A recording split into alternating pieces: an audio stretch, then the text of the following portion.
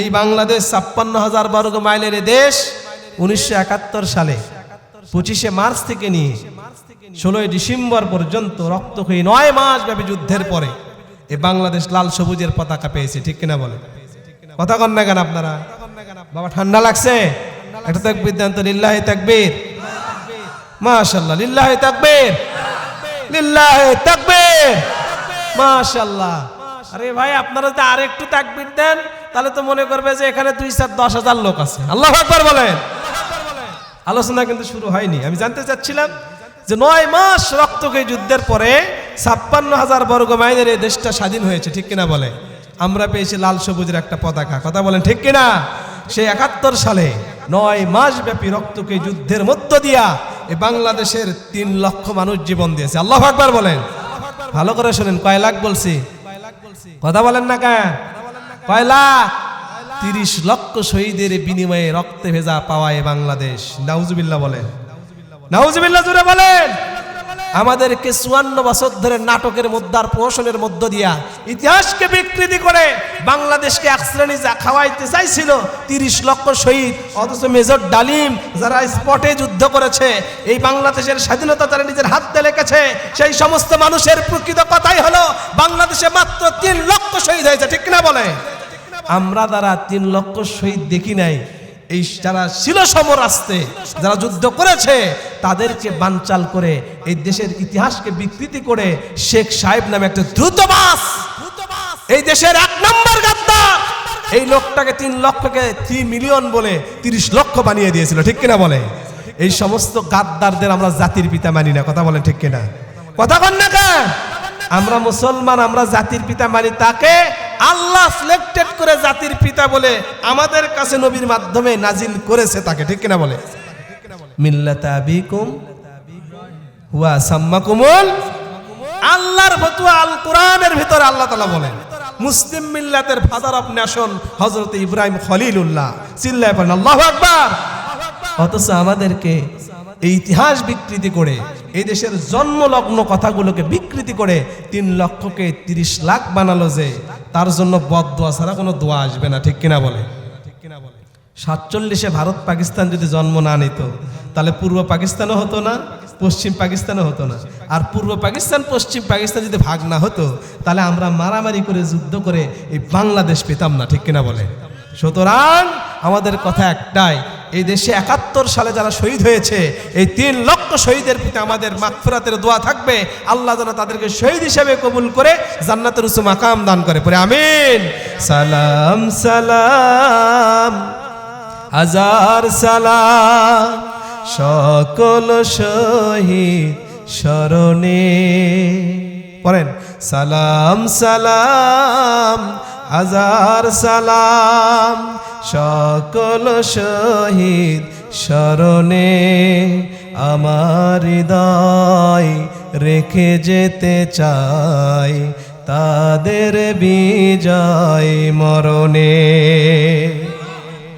ইন্নাল হামদালিল্লাহ নাহমাদুহু ওয়া নাস্তাঈনুহু ওয়া নাস্তাগফিরুহু ونؤمن به ونتوكل عليه ونعوذ بالله من شرور أنفسنا ومن سيئات أعمالنا، من يهد الله فلا مضل له ومن يضلل فلا هادي له. نشهد أن لا إله إلا الله وحده لا شريك له، ونشهد أن سيدنا وسندنا وحبيبنا وطبيب أرواحنا مولانا محمدا عبده ورسوله، الذي أرسله بالحق بشيرا ونذيرا وداعيا إلى الله بإذنه وسراجا وقمرا منيرا. أما بعد فقد قال الله تعالى في كلامه المجيد وفي فرقانه الحميد. أعوذ بالله من الشيطان الشيطان الرجيم সবাই জবান খুলে আমার সাথে পড়েন বিসমিল্লাহির রহমানির রহিম هو الذي أرسل رسوله بالهدى ودين الحق ليظهره على الدين كله ولو كره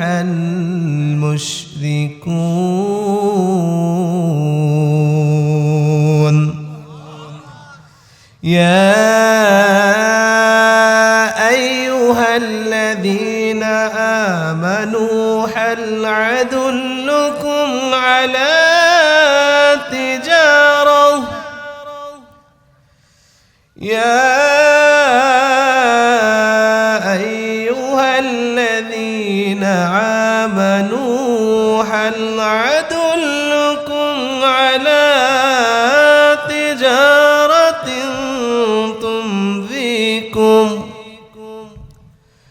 تنذيكم من عذاب عليم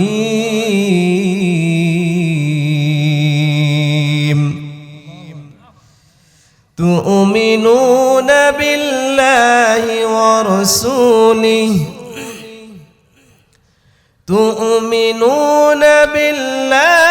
ورسوله وتجاهدون في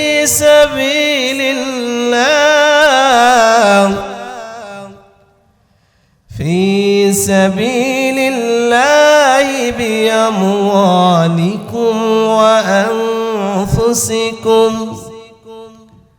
ذلكم خير لكم إن كنتم تعلمون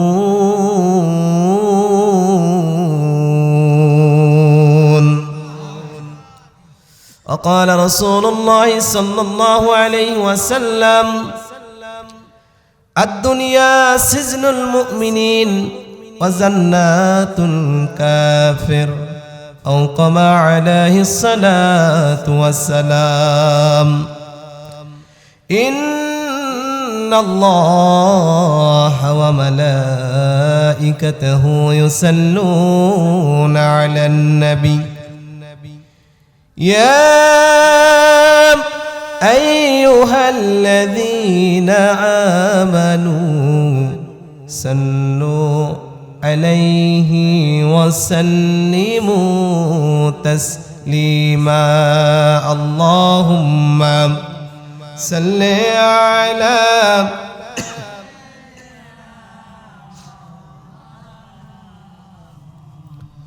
وعلى آل سيدنا حبيبنا ওরে ও মদিনাবাসী তোমরা কত ভাগ্যবান ওরে ও ইয়াসরিববাসী তোমরা কত ভাগ্যবান তোমাদের মাঝে ঘুমিয়ে আছেন দোজাহানের মহাজন আল্লাহুম্মা সাল্লি আলা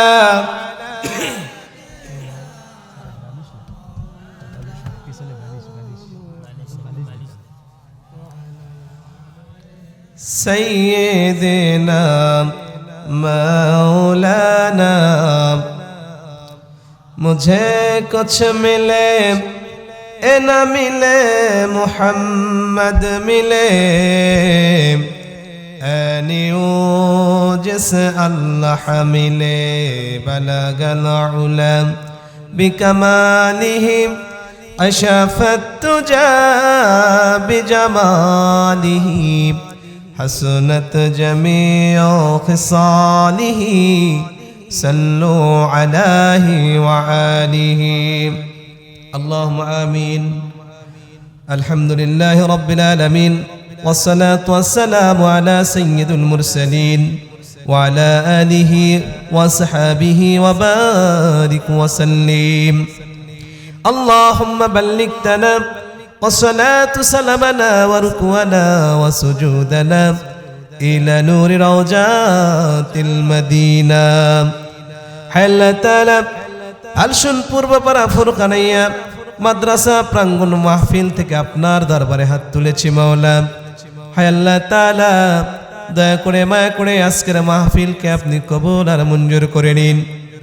হে আল্লাহ তাআলা, খাস করে যতজন শোনার জন্য উপস্থিত হয়েছে, আখেরি মুনাজাত পর্যন্ত যতজন উপস্থিত হবে, প্রত্যেককে আজকে হেদায়েতের নূর দিয়ে আপনি আল্লাহ ধন্য করে দিয়েন। আল্লাহ তাআলা, খাস করে আজকের এই তাফসীরুল কুরআন মাহফিল, কুরআনের বাগান যারা সাজিয়েছে, শ্রম দিয়ে, অর্থ দিয়ে, বুদ্ধি দিয়ে, আল্লাহ প্রত্যেককে দুনিয়া আখিরাতের কল্যাণ আপনি দান করে দিন। আপনার নবীর মাদ্রাসা, আল্লাহ আপনার কোরআনের ইলম যেখানে দেওয়া হয়, এই ইলম অর্জন করে এলাকার সমস্ত ছাত্র এবং ছাত্রীদেরকে দুনিয়া আখিরাতের কল্যাণ দান করে দিয়েন। হে আল্লাহ তাআলা, খাস করে আপনার কাছে জান্নাতের বাগান থেকে দোয়া করি মাওলা, আমাদের এই ৫৬,০০০ বর্গ মাইলের এই সোনার বাংলাদেশটাকে কবুল করে নিন। হে আল্লাহ তাআলা, এই বাংলার জমিনে কালেমার পতাকা, লাল সবুজ পতাকার ভেতরে কালেমা খচিত একটা পতাকা আমাদেরকে দান করে দিয়েন। হে আল্লাহ, প্রিয় নবীজির দেখানো পথ, দেখানো মতের উপরে অত্র এলাকার মুসলমান সহ সারা পৃথিবীর মুসলমানকে কবুল করে নিন। হে আল্লাহ তাআলা, খাস করে দোয়া করি মাওলা, মাদ্রাসা যারা প্রতিষ্ঠা করেছে, অনেকেই হয়তো বা গত হয়ে গেছেন। হে আল্লাহ, তাদের কবরগুলোকে নূরে আলা নূর দ্বারা পরিপূর্ণ করে দিন। হে আল্লাহ তাআলা, আপনার কাছে হেদায়েতের মুহতাজ মাওলা, আমাদের একটাই আশা, একটাই চাওয়া, একটাই ইচ্ছা, আজকের মাহফিলটাকে হেদায়েতের জরিয়া হিসেবে কবুল করে নিন। হে আল্লাহ তাআলা, সবাইকে এখান থেকে বেগুনাহ মাসুম হয়ে যাওয়ার তৌফিক দান করে দিয়েন। হে আল্লাহ, যাদের কান পর্যন্ত আমার আলোচনা চলে যাচ্ছে মাওলা, যে যেখানে বসে শুনতেছে, সবাইকে কোরআনের মহব্বতে এখানে এসে বসার তৌফিক দান করে দিয়েন। রব্বানা রব্বিরহামহুমা কামা রব্বায়ানি সাগীরা। রব্বানা হাব লানা মিন আজওয়াজিনা ওয়া যুররিয়াতিনা কুররাতা আয়ুন ওয়াজআলনা লিল মুত্তাকিনা ইমামা। সুবহানাকা রাব্বিকা রব্বিল ইজ্জাতি আম্মা ইয়াসিফুন ওয়া সালামুন আলাল মুরসালিন আলহামদুলিল্লাহি রাব্বিল আলামিন। আদাল আখির কালিমা তাইয়্যিবা ইনদাল মাউত, লা ইলাহা ইল্লাল্লাহু মুহাম্মাদুর রাসূলুল্লাহ সাল্লাল্লাহু। একটু জিকির করি, লা ইলাহা লা ইলাহা লা ইলাহা লা ইলাহা সুবহানাল্লাহ ওয়ালহামদুলিল্লাহ লা ইলাহা ইল্লাল্লাহু মুহাম্মাদুর রাসূলুল্লাহ সাল্লাল্লাহু। একটু আওয়াজ দিয়ে বলেন না, সাল্লাল্লাহু। আলহামদুলিল্লাহ, আল্লাহর শুকরিয়া আদায় করছি যে মহান রব্বে কারীম আমাদেরকে জান্নাতের বাগানে আজকের এই মাহফিলে আসার এবং বসার তৌফিক দিয়েছেন, সুযোগ দিয়েছেন। এজন্য আমরা খুশি না বেজার? একটু আওয়াজ জোরে দেওয়া যাবে বাবা, খুশি না বেজার? কম না বেশি? যদি বেশি হয়ে থাকেন, আল্লাহ তাআলাকে থ্যাঙ্কস জানিয়ে, আসমান এবং জমিনের সর্বোচ্চ মালিক যিনি, সে রব্বে কারীমের দরবারে শুকরিয়া কণ্ঠের কাছে সমস্ত শক্তি এনে পড়ছি আলহামদুলিল্লাহ। একটু হাতটা উপর দিকে তোলেন তো বাবারা, আরো জোরে বলেন না আলহামদুলিল্লাহ। রব্বানা লাকাল হামদ হামদান কাসীরান তাইয়্যিবান মুবারাকান ফি। এই যে প্রশংসা করলাম, খুশি হলেন কে? দুনিয়ার মানুষকে খুশি করার জন্য বলি নাই, একজনকে খুশি করার জন্য বলেছি। চিল্লায় বলেন তো তিনি কে? প্রিয় নবীজির উপরে দরুদ ও সালাম, আমাদের বিশ্ব নেতা আমাদের সবথেকে প্রিয় আস্থাভাজন, সবথেকে কাছের প্রিয় হাবিব সরকারে দু আলম নবিয়া মুকাররম দুলালে আমেনা সৈয়দুল বাশার সৈয়দুল কাউনাইন রাহমাতুল লিল আলামিন খাতামুন নবিয়িন জনাবে মুহাম্মদ রাসূলুল্লাহ সাল্লাল্লাহু আলাইহি সাল্লাম দরুদ পড়লে খুশি হন স্বয়ং আল্লাহ। আর রাসূলের উপরে একবার দরুদ পড়লে 3টা লাভ। কয়টা লাভ বলেন? কয়টা লাভ? এক নাম্বার, যদি কোনো মানুষ দরুদ শরীফের ছোট একটা আলফাজও পড়ে, যেরকম আমরা পড়েছি সাল্লাল্লাহু, বলেন বলেন সাল্লাল্লাহু আলাইহি ওয়াসাল্লাম, আল্লাহর নবী বলেন, সরকারে দু আলম বলেন, যদি কোনো মানুষ একবার আমার উপরে দরুদ সালাম একটা আলফাজও পড়ে তাহলে 3টা লাভ। এক নাম্বার, তার জীবন থেকে 10টা গুনাহ মাফ হয়ে যায়। আর আসতে বলেন না সুবহানাল্লাহ। কয়টা গুনাহ মাফ হয়? বলেন বলেন কয়টা গুনাহ মাফ হয়? 10টা গুনাহ মাফ হয়। 2 নাম্বার, 10টা রহমত আল্লাহর পক্ষ থেকে বিশেষভাবে ওই বান্দার উপরে নাজিল হয়। আর কি হয়? দুনিয়াতে হায়াতে বেঁচে থাকতে ওই বান্দার উপরে 10টা সম্মান আল্লাহ তাআলা বৃদ্ধি করে দেন। এমন কোন নেতা আছে নাকি যেই নেতার নামে একবার নাম নিলে এই 3টা লাভ হয়? আছে? আছে নাই? সম্মানিত ভাইয়েরা, আজকের এই 19তম অধিবেশন ফালসুন পূর্বপাড়া ফরকানিয়া মাদ্রাসার সম্মানিত সভাপতির আসন যিনি অলঙ্কিত করেছেন, আমার প্রিয় বড় ভাই, আমার প্রিয় বড় ভাই জনাব মাওলানা মোহাম্মদ আব্দুর রউফ মীর, উনি উপস্থিত হতে পারেন নাকি? ও আপনি? আলহামদুলিল্লাহ। আমার প্রিয় ভাই, মানে রউফ ভাই তো অনেকগুলা, তো যাই হোক, আমার প্রিয় ভাই উপস্থিত হয়েছেন। আল্লাহু আকবার। আমি দোয়া করি আমার এই প্রিয় ভাইকে আল্লাহ তাআলা ইসলামের জন্য কবুল করুন। আরো আসতে বলেন। এবং সহসভাপতি হিসাবে যিনি উপস্থিত রয়েছেন আমার ডান পাশে, প্রখ্যাত আলেমে দ্বীন, আমার প্রিয় কলিজার বড় ভাই হাফেজ মোহাম্মদ গোলাম মোস্তফা, ডালিম শিক্ষক, অত্র মাদ্রাসা, নবীর মাদ্রাসার শিক্ষকতা করেন। আল্লাহ তাআলার কাছে দোয়া করছি আল্লাহ তাআলা তার মান এবং শান অনুযায়ী ইলমকে আরো বাড়ায় দিক। আরো জোরে বলেন না আমিন।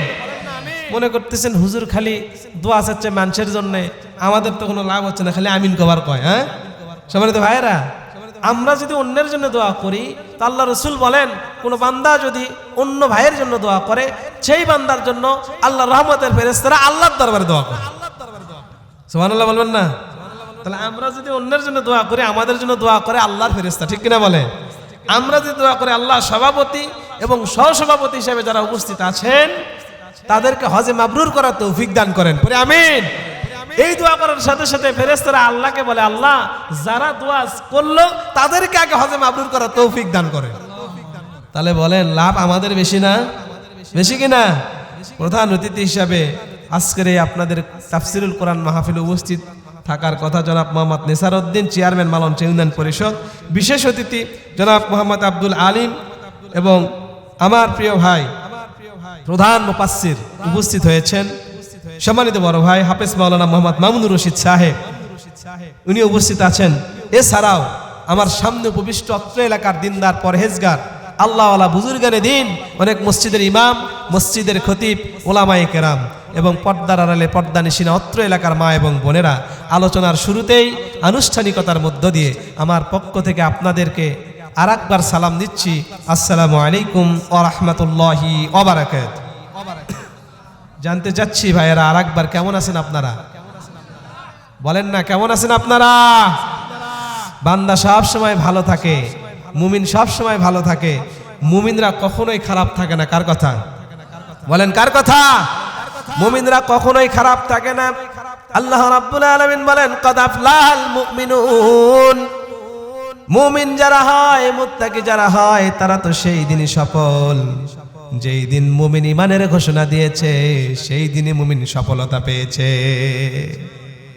আমাদের কোনো বিফল নাই, আমাদের কোনো অকৃতকার্যতা নাই, আমাদের কোনো হীনমন্যতা নাই। আমরা যারা মুমিন মুত্তাকি তারা সেই দিনই সফল যেই দিন পড়েছি লা ইলাহা, জোরে লা ইলাহা, লা ইলাহা ইল্লাল্লাহু মুহাম্মাদুর রাসূলুল্লাহ সাল্লাল্লাহু। আল্লাহ তাআলা বলেন যারা মুমিন তারা কখনোই বিফল নয়, তারা সব সময় সফল। তবে সফল তারা কবে? যবে তারা কোরআনুল কারীমের আয়াত এবং বিধানকে মেনে নিয়েছে, আমার রাসূলের আনিত দ্বীনকে গ্রহণ করেছে। পড়েন সুবহানাল্লাহ। সম্মানিত ভাইরা, আমরা যারা শুনতেছি, আমরা কি মুমিন নই? কথা বলেন না কেন? আমরা মুমিন নই? আমরা কি মুমিন? আমরা অবশ্যই মুমিন।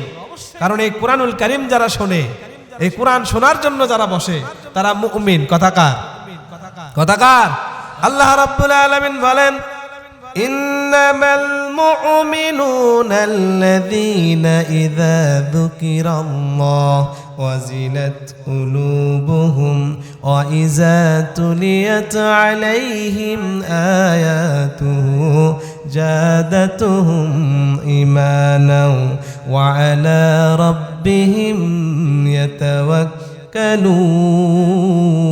ইয়াতাওয়াক্কালুন।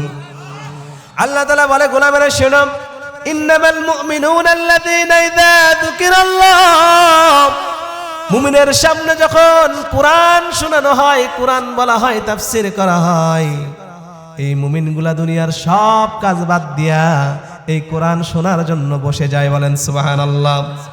শুধু বসে না, তাদের হৃদয়টা কন্দনরত হয়ে যায়, তাদের হৃদয়টা দুলতে থাকে।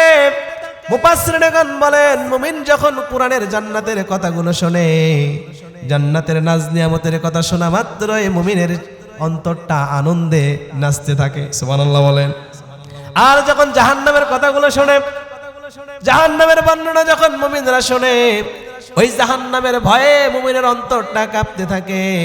ওয়াইজা তুলিয়াত আলাইহিম আয়াতুহু, আর কখনো মানুষ যদি কোরআনের তাফসীর গুলো যখন শুনবে, তাদের হৃদয়টা বাড়িয়ে দেন একজন। বলেন তিনি কে? আরো জোরে বলেন না, তিনি কে? আল্লাহ পাক বলেছেন, বান্দা যখন কোরআন শুনে, কোরআন শোনার সাথে সাথে যারাই কোরআন শ্রবণ করে, তাদের হৃদয়ের ভিতরে, ঈমানের ভিতরে আমি আল্লাহ তাআলা নূর পয়দা করে দেই। নূরটা বাড়াতে বাড়াতে এত পর্যায়ে তারা চলে যায়, ওয়া আলা রাব্বিহিম ইয়াতাওয়াক্কালুন। ওই মুমিন, মুসলমান, মুত্তাকি, পরহেজগার, আমি আল্লাহ ছাড়া দুনিয়ার কাউকে আর ভয় করে না। সুবহানাল্লাহ বলে। তার মানে হলো, যারা মুমিন দাবি করেন তারাই কোরআন শোনে, ঠিক কিনা বলেন? আর যারা কোরআন শুনতে ভালোবাসে, কোরআনের ময়দানে যারা বসে, তারাই মুমিন। আর যারা মুমিন হয়, তাদেরকে ভালোবাসেন কে? কথা বলেন না জোরে। তাদেরকে আল্লাহ তাআলা শুধু ভালোই বাসেন না, আল্লাহ রাব্বুল আলামিন বলছেন, যারা কোরআনকে মেনে নিয়ে কোরআন শ্রবণ করে, হেদায়েতের আশায় যারা কোরআনুল কারীমের কাছে আসে, এই কোরআন তাদেরকে শুধু হেদায়েত দেয় না, এই কোরআনটা তাদেরকে দুনিয়া থেকে সফর শেষ করে আখিরাতে বারজাকের জীবন দিয়ে ঢুকে আমি আল্লাহর সবথেকে দামি জান্নাতের ভিতরে ঢুকায়া দেয়। তাহলে আমরা যারা শুনতেছি, তারা লসের ভিতরে নাকি লাভের ভিতরে? আর যারা এদিক সেদিক শুনতেছে, তারা লাভ না লস? কথা বলেন, লাভ না লস? আল্লাহ রাসূল সাল্লাল্লাহু আলাইহি সাল্লাম বলেন, যেখানে কোরআনের আলোচনা হয়, আমার নবী কলিজার টুকরা প্রিয় রাহবার সরকারে দু আলমের জীবনী আলোচনা হয়, ওই জায়গাটার জমিন থাকে না, ওই জায়গাটার বাজার থাকে না, ওই জায়গাটার অন্য কোনো দুনিয়ার কোনো জায়গা থাকে না, ওই জায়গাটা সরাসরি আল্লাহর জান্নাতের একটা অংশ হয়ে যায়। শুধু তাই নয়, যারা শোনে, আল্লাহর নবী বলেন, কোরআনের তাফসীর যারা শুনতে আসবে, শেষ পর্যন্ত মনোযোগ দিয়ে যদি শোনে, এই কোরআনটা শুনবে যতক্ষণ, আল্লাহর ঘোষণা হলো ওই বান্দার উপরে ততক্ষণ পর্যন্ত রহমত নাজিল হয়ে যাবে। সুবহানাল্লাহ বলেন।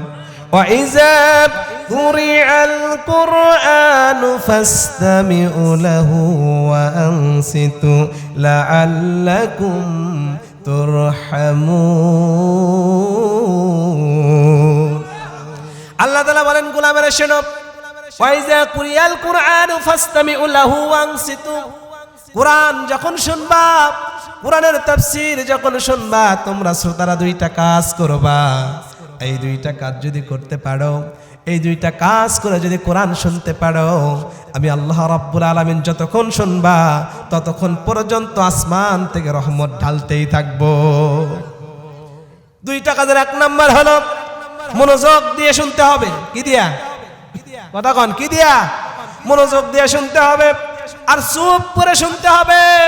কোরআন যদি মনোযোগ দিয়ে আর চুপ করে কোনো বান্দা শোনে, আল্লাহ রাব্বুল আলামিন বলেন লাআল্লাকুম তুরহামুন, যতক্ষণ শুনবে আমি আল্লাহ আসমান থেকে বান্দার জন্য রহমত ঢালতেই থাকবো। তাহলে আমরা যারা কোরআন শুনতে বসছি, মনোযোগ দিয়ে আর চুপ করে শোনার দরকার আছে না? কথা কন না কে? সম্মানিত ভাইয়েরা, আমি একটা প্রশ্ন করতে চাই আপনাদের। আজকে ইংরেজির কয় তারিখ বলেন তো? 18 তারিখ। কয় তারিখ? 18 ডিসেম্বর। 18 ডিসেম্বর। এই যে 17 তার আগেই ছিল 16 পরশু দিন, 16 ডিসেম্বর। এই 56,000 বর্গ মাইল বাংলাদেশের বিজয় দিবস, ঠিক কিনা? জানেন না আপনারা? 16 ডিসেম্বর বিজয় দিবস ছিল না? এই বাংলাদেশ 56,000 বর্গ মাইলের দেশ 1971 সালে 25শে মার্চ থেকে নিয়ে 16 ডিসেম্বর পর্যন্ত রক্তক্ষয়ী 9 মাস ব্যাপী যুদ্ধের পরে এই বাংলাদেশ লাল সবুজের পতাকা পেয়েছে, ঠিক কিনা বলে? কথা কন না কেন আপনারা? বাবা ঠান্ডা লাগছে? একটা তাকবীর দেন তো, লিল্লাহি তাকবীর, মাশাআল্লাহ, লিল্লাহি তাকবীর, লিল্লাহি তাকবীর, মাশাআল্লাহ। আরে ভাই, আপনারা যদি আরেকটু তাকবীর দেন তাহলে তো মনে করবে যে এখানে 2-4-10,000 লোক আছে। আল্লাহু আকবার বলেন। আলোচনা কিন্তু শুরু হয়নি। আমি জানতে চাচ্ছিলাম যে 9 মাস রক্তক্ষয়ী যুদ্ধের পরে 56,000 বর্গ মাইলের এই দেশটা স্বাধীন হয়েছে, ঠিক কিনা বলে? আমরা পেয়েছি লাল সবুজের একটা পতাকা, কথা বলেন ঠিক কিনা? সেই 71 সালে 9 মাস ব্যাপী রক্তক্ষয়ী যুদ্ধের মধ্য দিয়া এই বাংলাদেশের 3 লক্ষ মানুষ জীবন দিয়েছে। আল্লাহু আকবার বলেন। ভালো করে শুনেন, কয় লাখ বলছি? কথা বলেন না কেন? কয় লাখ? 30 লক্ষ শহীদের বিনিময়ে রক্তে ভেজা পাওয়ায় বাংলাদেশ। নাউজুবিল্লাহ বলেন, নাউজুবিল্লাহ জোরে বলেন। আমাদেরকে 54 বছর ধরে নাটকের মধ্যে আর প্রহসনের মধ্য দিয়া ইতিহাসকে বিকৃতি করে বাংলাদেশকে এক শ্রেণী যা খাওয়াইতে চাইছিল 30 লক্ষ শহীদ, অথচ মেজর ডালিম যারা স্পটে যুদ্ধ করেছে, এই বাংলাদেশের স্বাধীনতা তারা নিজের হাতে লিখেছে, সেই সমস্ত মানুষের প্রকৃত কথাই হলো বাংলাদেশে মাত্র 3 লক্ষ শহীদ হয়েছে, ঠিক কিনা বলে? আমরা যারা 3 লক্ষ শহীদ দেখি নাই, এই যারা ছিল সমরাস্তে, যারা যুদ্ধ করেছে, তাদেরকে বানচাল করে এই দেশের ইতিহাসকে বিকৃতি করে শেখ সাহেব নামে একটা দ্রুতবাস, এই দেশের 1 নম্বর গাদ্দার, এই লোকটাকে 3 লক্ষকে 3 মিলিয়ন বলে 30 লক্ষ বানিয়ে দিয়েছিল, ঠিক কিনা বলে? এই সমস্ত গাদ্দারদের আমরা জাতির পিতা মানি না, কথা বলেন ঠিক কিনা? কথা বল না কেন?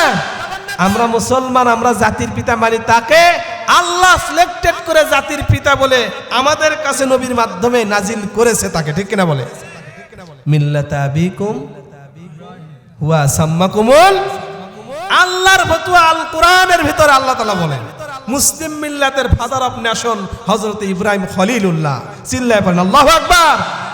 অথচ আমাদেরকে এই ইতিহাস বিকৃতি করে, এই দেশের জন্মলগ্ন কথাগুলোকে বিকৃতি করে 3 লক্ষকে 30 লাখ বানালো, যে তার জন্য বদদোয়া ছাড়া কোনো দোয়া আসবে না, ঠিক কিনা বলে? 47-এ ভারত পাকিস্তান যদি জন্ম না নিত, তাহলে পূর্ব পাকিস্তানও হতো না, পশ্চিম পাকিস্তানও হতো না। আর পূর্ব পাকিস্তান পশ্চিম পাকিস্তান যদি ভাগ না হতো, তাহলে আমরা মারামারি করে যুদ্ধ করে এই বাংলাদেশ পেতাম না, ঠিক কিনা বলে? সুতরাং আমাদের কথা একটাই, এই দেশে 71 সালে যারা শহীদ হয়েছে, এই 3 লক্ষ শহীদের প্রতি আমাদের মাগফিরাতের দোয়া থাকবে, আল্লাহ যেন তাদেরকে শহীদ হিসেবে কবুল করে জান্নাতের উচ্চ মাকাম দান করে, পড়ে আমিন। সালাম সালাম হাজার সালাম সকল শহীদ স্মরণে, পড়েন সালাম সালাম হাজার সালাম সকল শহীদ স্মরণে, আমার হৃদয় রেখে যেতে চাই তাদের বিজয় মরণে। এই যে সালাম সালাম, কত সুন্দর কথা। সালাম ইসলামে আছে না নাই? কোরআনে আছে না নাই? আল্লাহুম্মা আনতাস সালাম মিনকাস সালাম তাবারাকতা রাব্বানা ইয়া যাল জালালি ওয়াল ইকরাম। আল্লাহু আকবার বলেন। আমরা সুস্থ সংস্কৃতির পক্ষে, কথা কোন ঠিক কিনা? আমরা ইসলামী সংস্কৃতির পক্ষে। আমরা এমন সংস্কৃতি মানি না যে সংস্কৃতি ইসলাম থেকে বিকৃত করে ইসলাম থেকে দূরে নিয়ে যায়, কথা বলেন ঠিক কিনা? আমরা আমাদের যে ইসলামিক পয়েট, ইসলামিক কবি, যাকে জাতীয় কবি বলা হয়, কাজী নজরুল ইসলাম, আল্লাহ তার কবরটাকে জান্নাতের উচ্চ মাকাম বানায় দিক, পরে আমিন। কত সুন্দর তার লেখনী দিয়া ইংরেজদের বিরুদ্ধে যেই পরিমাণ এই জনগণের মধ্যে উদ্দীপনা তৈরি করে দিয়েছিল, অন্য কোনো লেখনী এইভাবে উদ্দীপনা করতে দিতে পারে নাই। আল্লাহু আকবার বলে। তিনি বলেছিলেন, শালা দেশ ছাড়বি কিনা বল, না ছাড়িলে কিলের চোটে হাল করিব জল। আল্লাহু আকবার বলে। অথচ রবীন্দ্রনাথ তখন লিখেছিল, আমারও পরানো জহাসায় তুমি তাই গো, বলেন নাউজুবিল্লাহ। সম্মানিত ভাইয়েরা, আমি যে কথাটা বলতে চাচ্ছি, এই ৭১কে বিতর্কিত করার জন্য এই বাংলাদেশের এক শ্রেণী এক গোষ্ঠী চেয়েছিল রাজাকার আল বদর আল শামসের বিরুদ্ধে ইলিগেশন দাঁড় করানো, ঠিক কিনা বলে? আপনারা ডেকেছেন, রাজাকার মানেই ছবির ভিতরে দেখা যায় দাড়িওয়ালা, জুব্বা টুপিওয়ালা, পাঞ্জাবিওয়ালা লোক, কথা কোন ঠিক কিনা? অথচ আপনি রাজাকার তালাশ করে দেখেন, একটা রাজাকারের দাড়ি ছিল না, কথা বলেন ঠিক কিনা? অথচ যারা রাজাকার নাম দিয়ে টুপি দাড়ি রসুলের সুন্নাহকে অপমান করার জন্য আজকে ৫৪ বছর পরেও চেষ্টা করতেছেন, বুঝতে হবে জাতির শ্রেষ্ঠ রাজাকার আপনারাই, কথা বলেন ঠিক কিনা? আলেমরা রাজাকার হতে পারে না, কথা বলেন না কেন? আলেমরা রাজাকার হতে পারে না।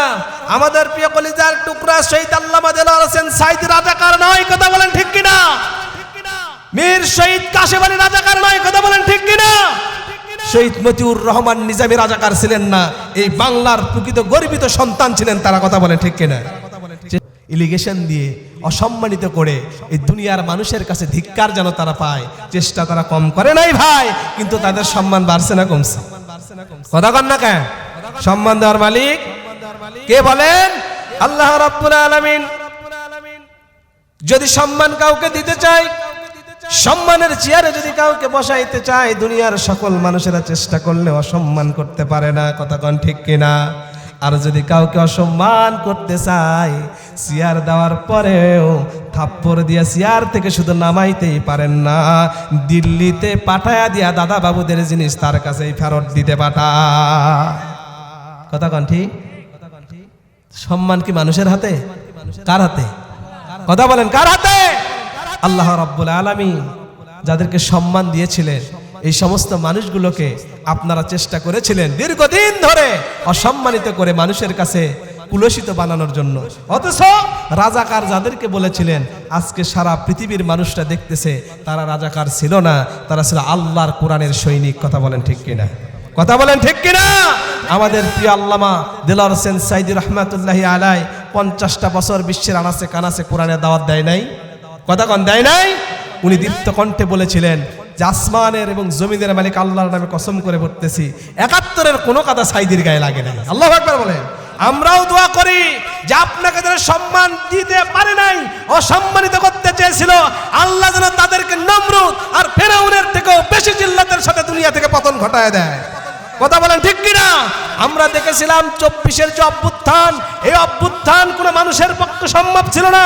আল্লাহর কসম, এই অভ্যুত্থান আওয়ামী ফ্যাসিবাদের পতন ঘটিয়েছেন আসমান আর জমিনের মালিক স্বয়ং আল্লাহ, কথা বলেন ঠিক কিনা? আমাদের যুবকদের সামনে শুধু লাগাই দিয়েছিলেন, ঠিক কিনা বলেন? আমি বলতে চাই, আজও যদি এলাকার যুবক, দেশের যুবকরা সামনে থেকে নেতৃত্ব দেয়, তাহলে আগামীর পার্লামেন্ট কোরআনের পার্লামেন্ট, কথা বলেন, কথা বলেন। আমরা 54 বছর ধরে দেখেছি, কখনো দেখেছি ভাবির শাসন, কখনো দেখেছি ভাইয়ের শাসন, কখনো দেখেছি শেখ সাহেবের শাসন, কখনো দেখেছি অন্যজনের চাচার শাসন। এই শাসন ভাষণে আর কাজ হবে না। আগামীর পার্লামেন্টে আল্লাহর কোরআনকে যারা দেখতে চান, এই ভাষণ পূর্বপাড়া বোরকানি মাদ্রাসার ময়দান থেকে দুহাত তুলে আল্লাহর সামনে তাকবীর দিয়ে দেখায় দেন, আগামীর দিন কোরআনের দিন, কথা বলেন ঠিক কিনা?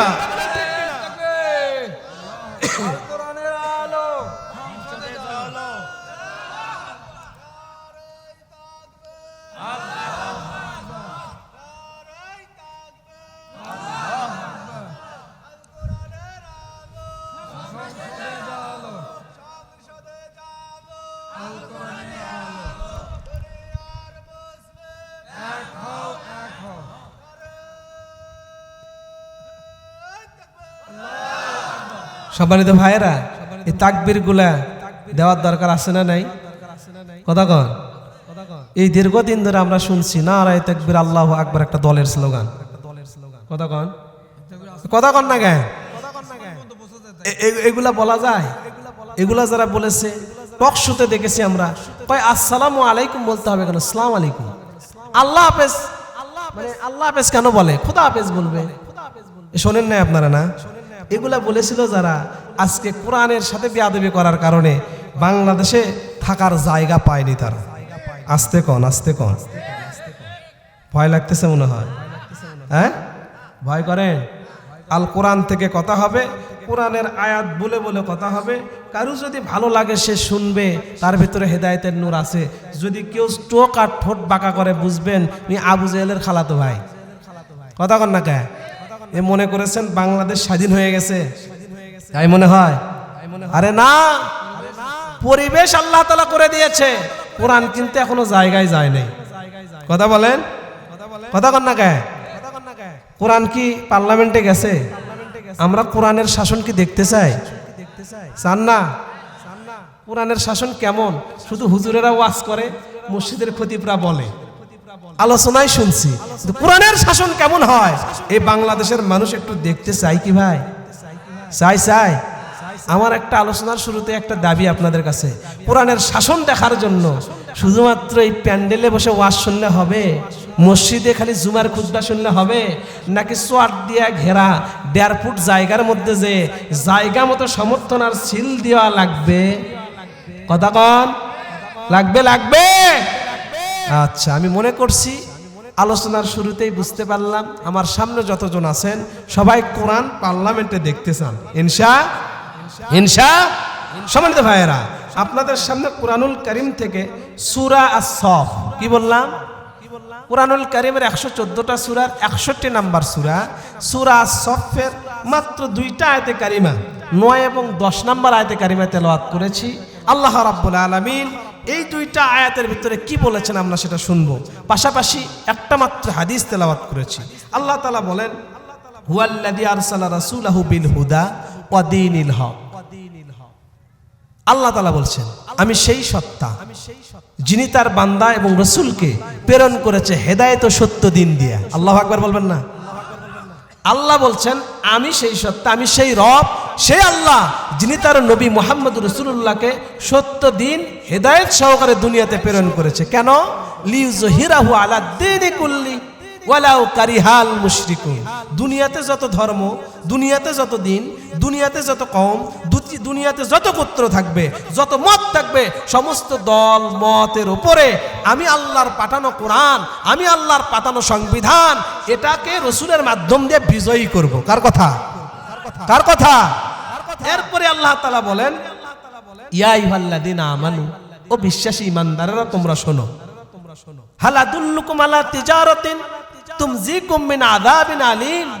আমি আল্লাহ কি তোমাদের এমন একটা ব্যবসার কথা বলবো না যেই ব্যবসা করলে আযাবিন আলীম, সবথেকে বড় আযাব, কঠিন আযাব থেকে তোমরা নিষ্কৃতি পেয়ে যাবে। সুবহানাল্লাহ বলবেন না? কার কথা? আল্লাহ বলতেছেন, আমি কি তোমাদের এমন একটা ব্যবসার কথা বলবো না যেই ব্যবসা করলে, যে ব্যবসার কথা শুনলে দুনিয়াতে আযাব, আখিরাতে আযাব, কবরের আযাব, কঠিন আযাব, হাসরের ময়দানের আযাব, এই সমস্ত আযাব থেকে তোমরা মুক্তি পেয়ে যাবা। এই ব্যবসা করার কথা কে বলছেন? ওয়া রাসূলিহি ওয়া তুজাহিদুনা ফি সাবিলিল্লাহি বিআমওয়ালিকুম ওয়া আনফুসিকুম যালিকুম খায়রুল লাকুম ইন কুনতুম তা'লামুন। আল্লাহু আকবার বলেন। আল্লাহ বলতেছে এই ব্যবসার মূলধন হলো আল্লাহর উপরে ঈমান আনতে হবে।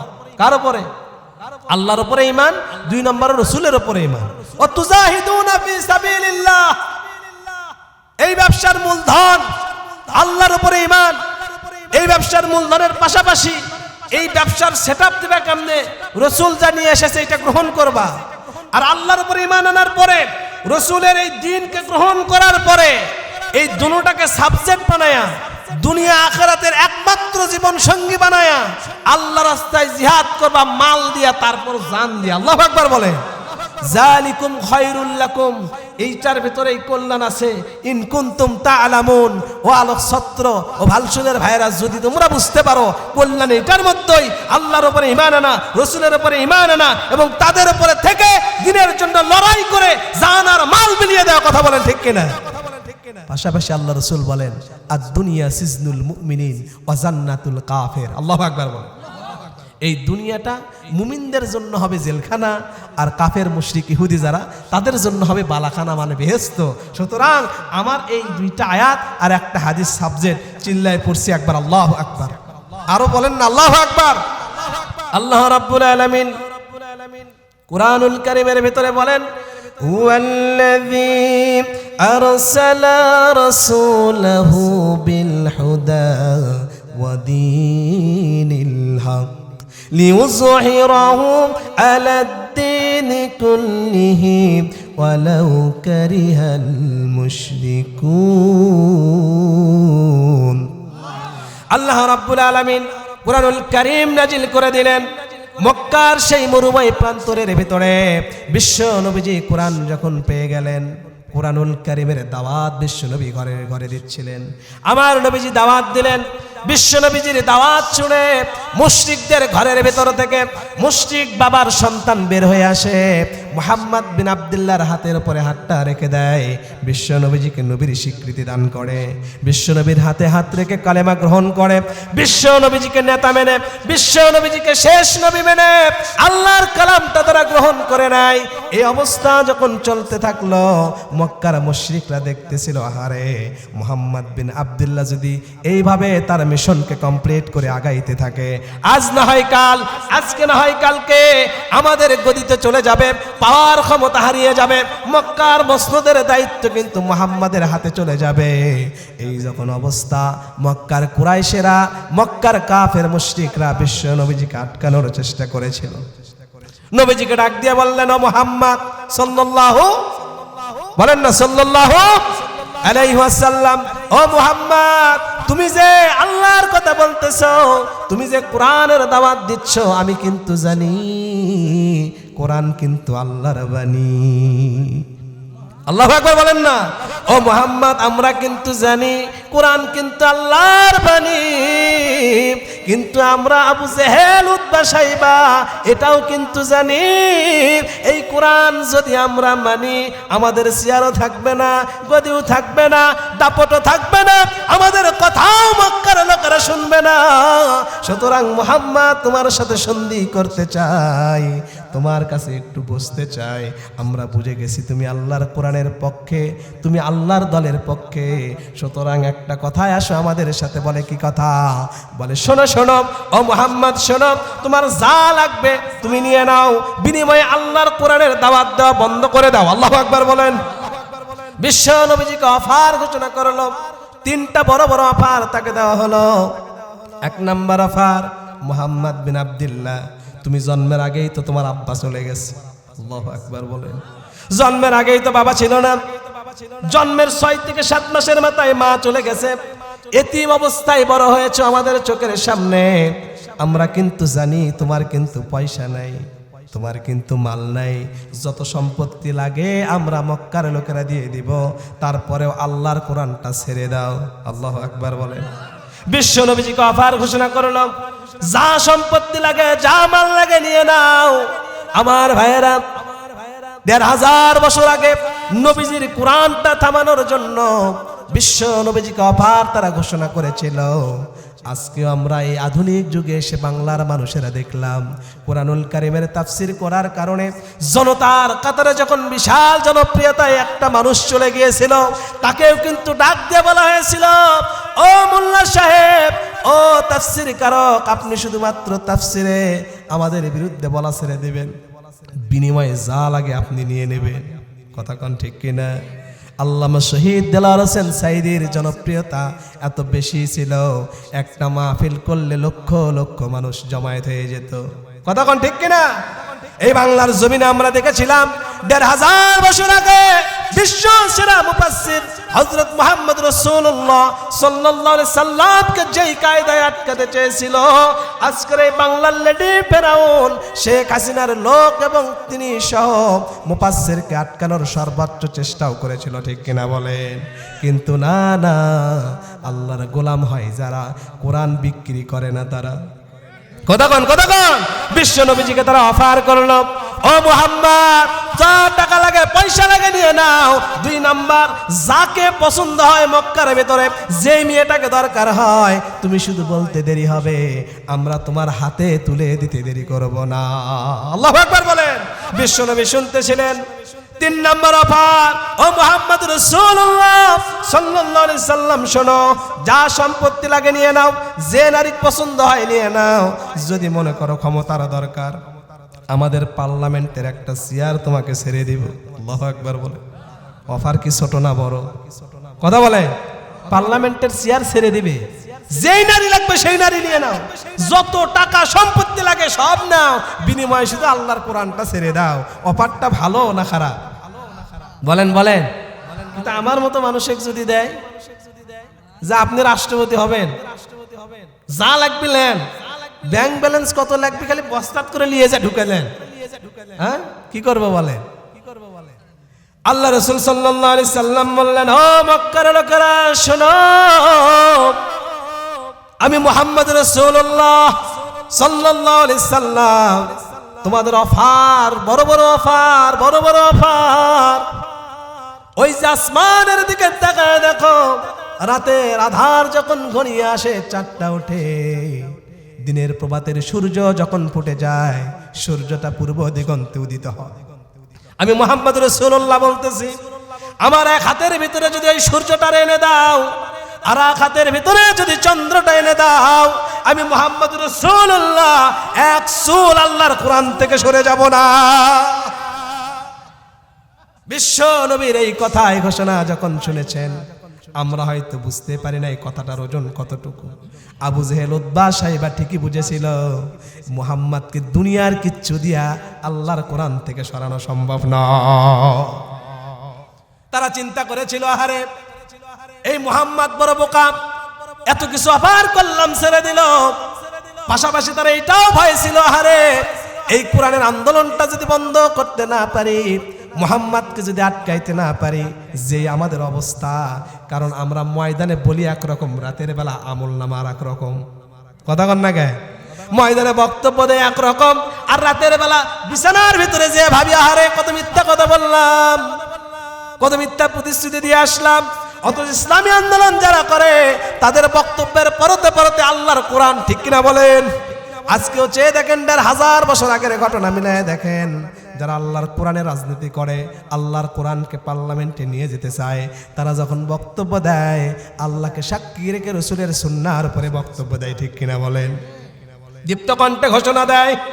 আর যারা কোরআনের বিরোধী আন্দোলন করে, তারা শুধুমাত্র লিগেশন দেয়, দোষ চাপাতে চায়, তাই চাপাতে চায়। ৩০ মিনিট বক্তব্যে ২৫ মিনিট সমালোচনা করে, ঠিক কিনা বলেন? আল্লাহ রাসূল সাল্লাল্লাহু আলাইহি সাল্লাম সেদিন ঘোষণা দিয়েছিলেন, আমাকে যাই কিছু দাও না কেন, আমি কোরআন ছেড়ে দিব না। সুবহানাল্লাহ বলেন। বিশ্ব নবীজির ব্যাপারে তারা সেদিন সিদ্ধান্ত নিয়েছিল দুইটা। কয়টা বলেন না? কয়টা? দুইটা সিদ্ধান্ত নিয়েছিল।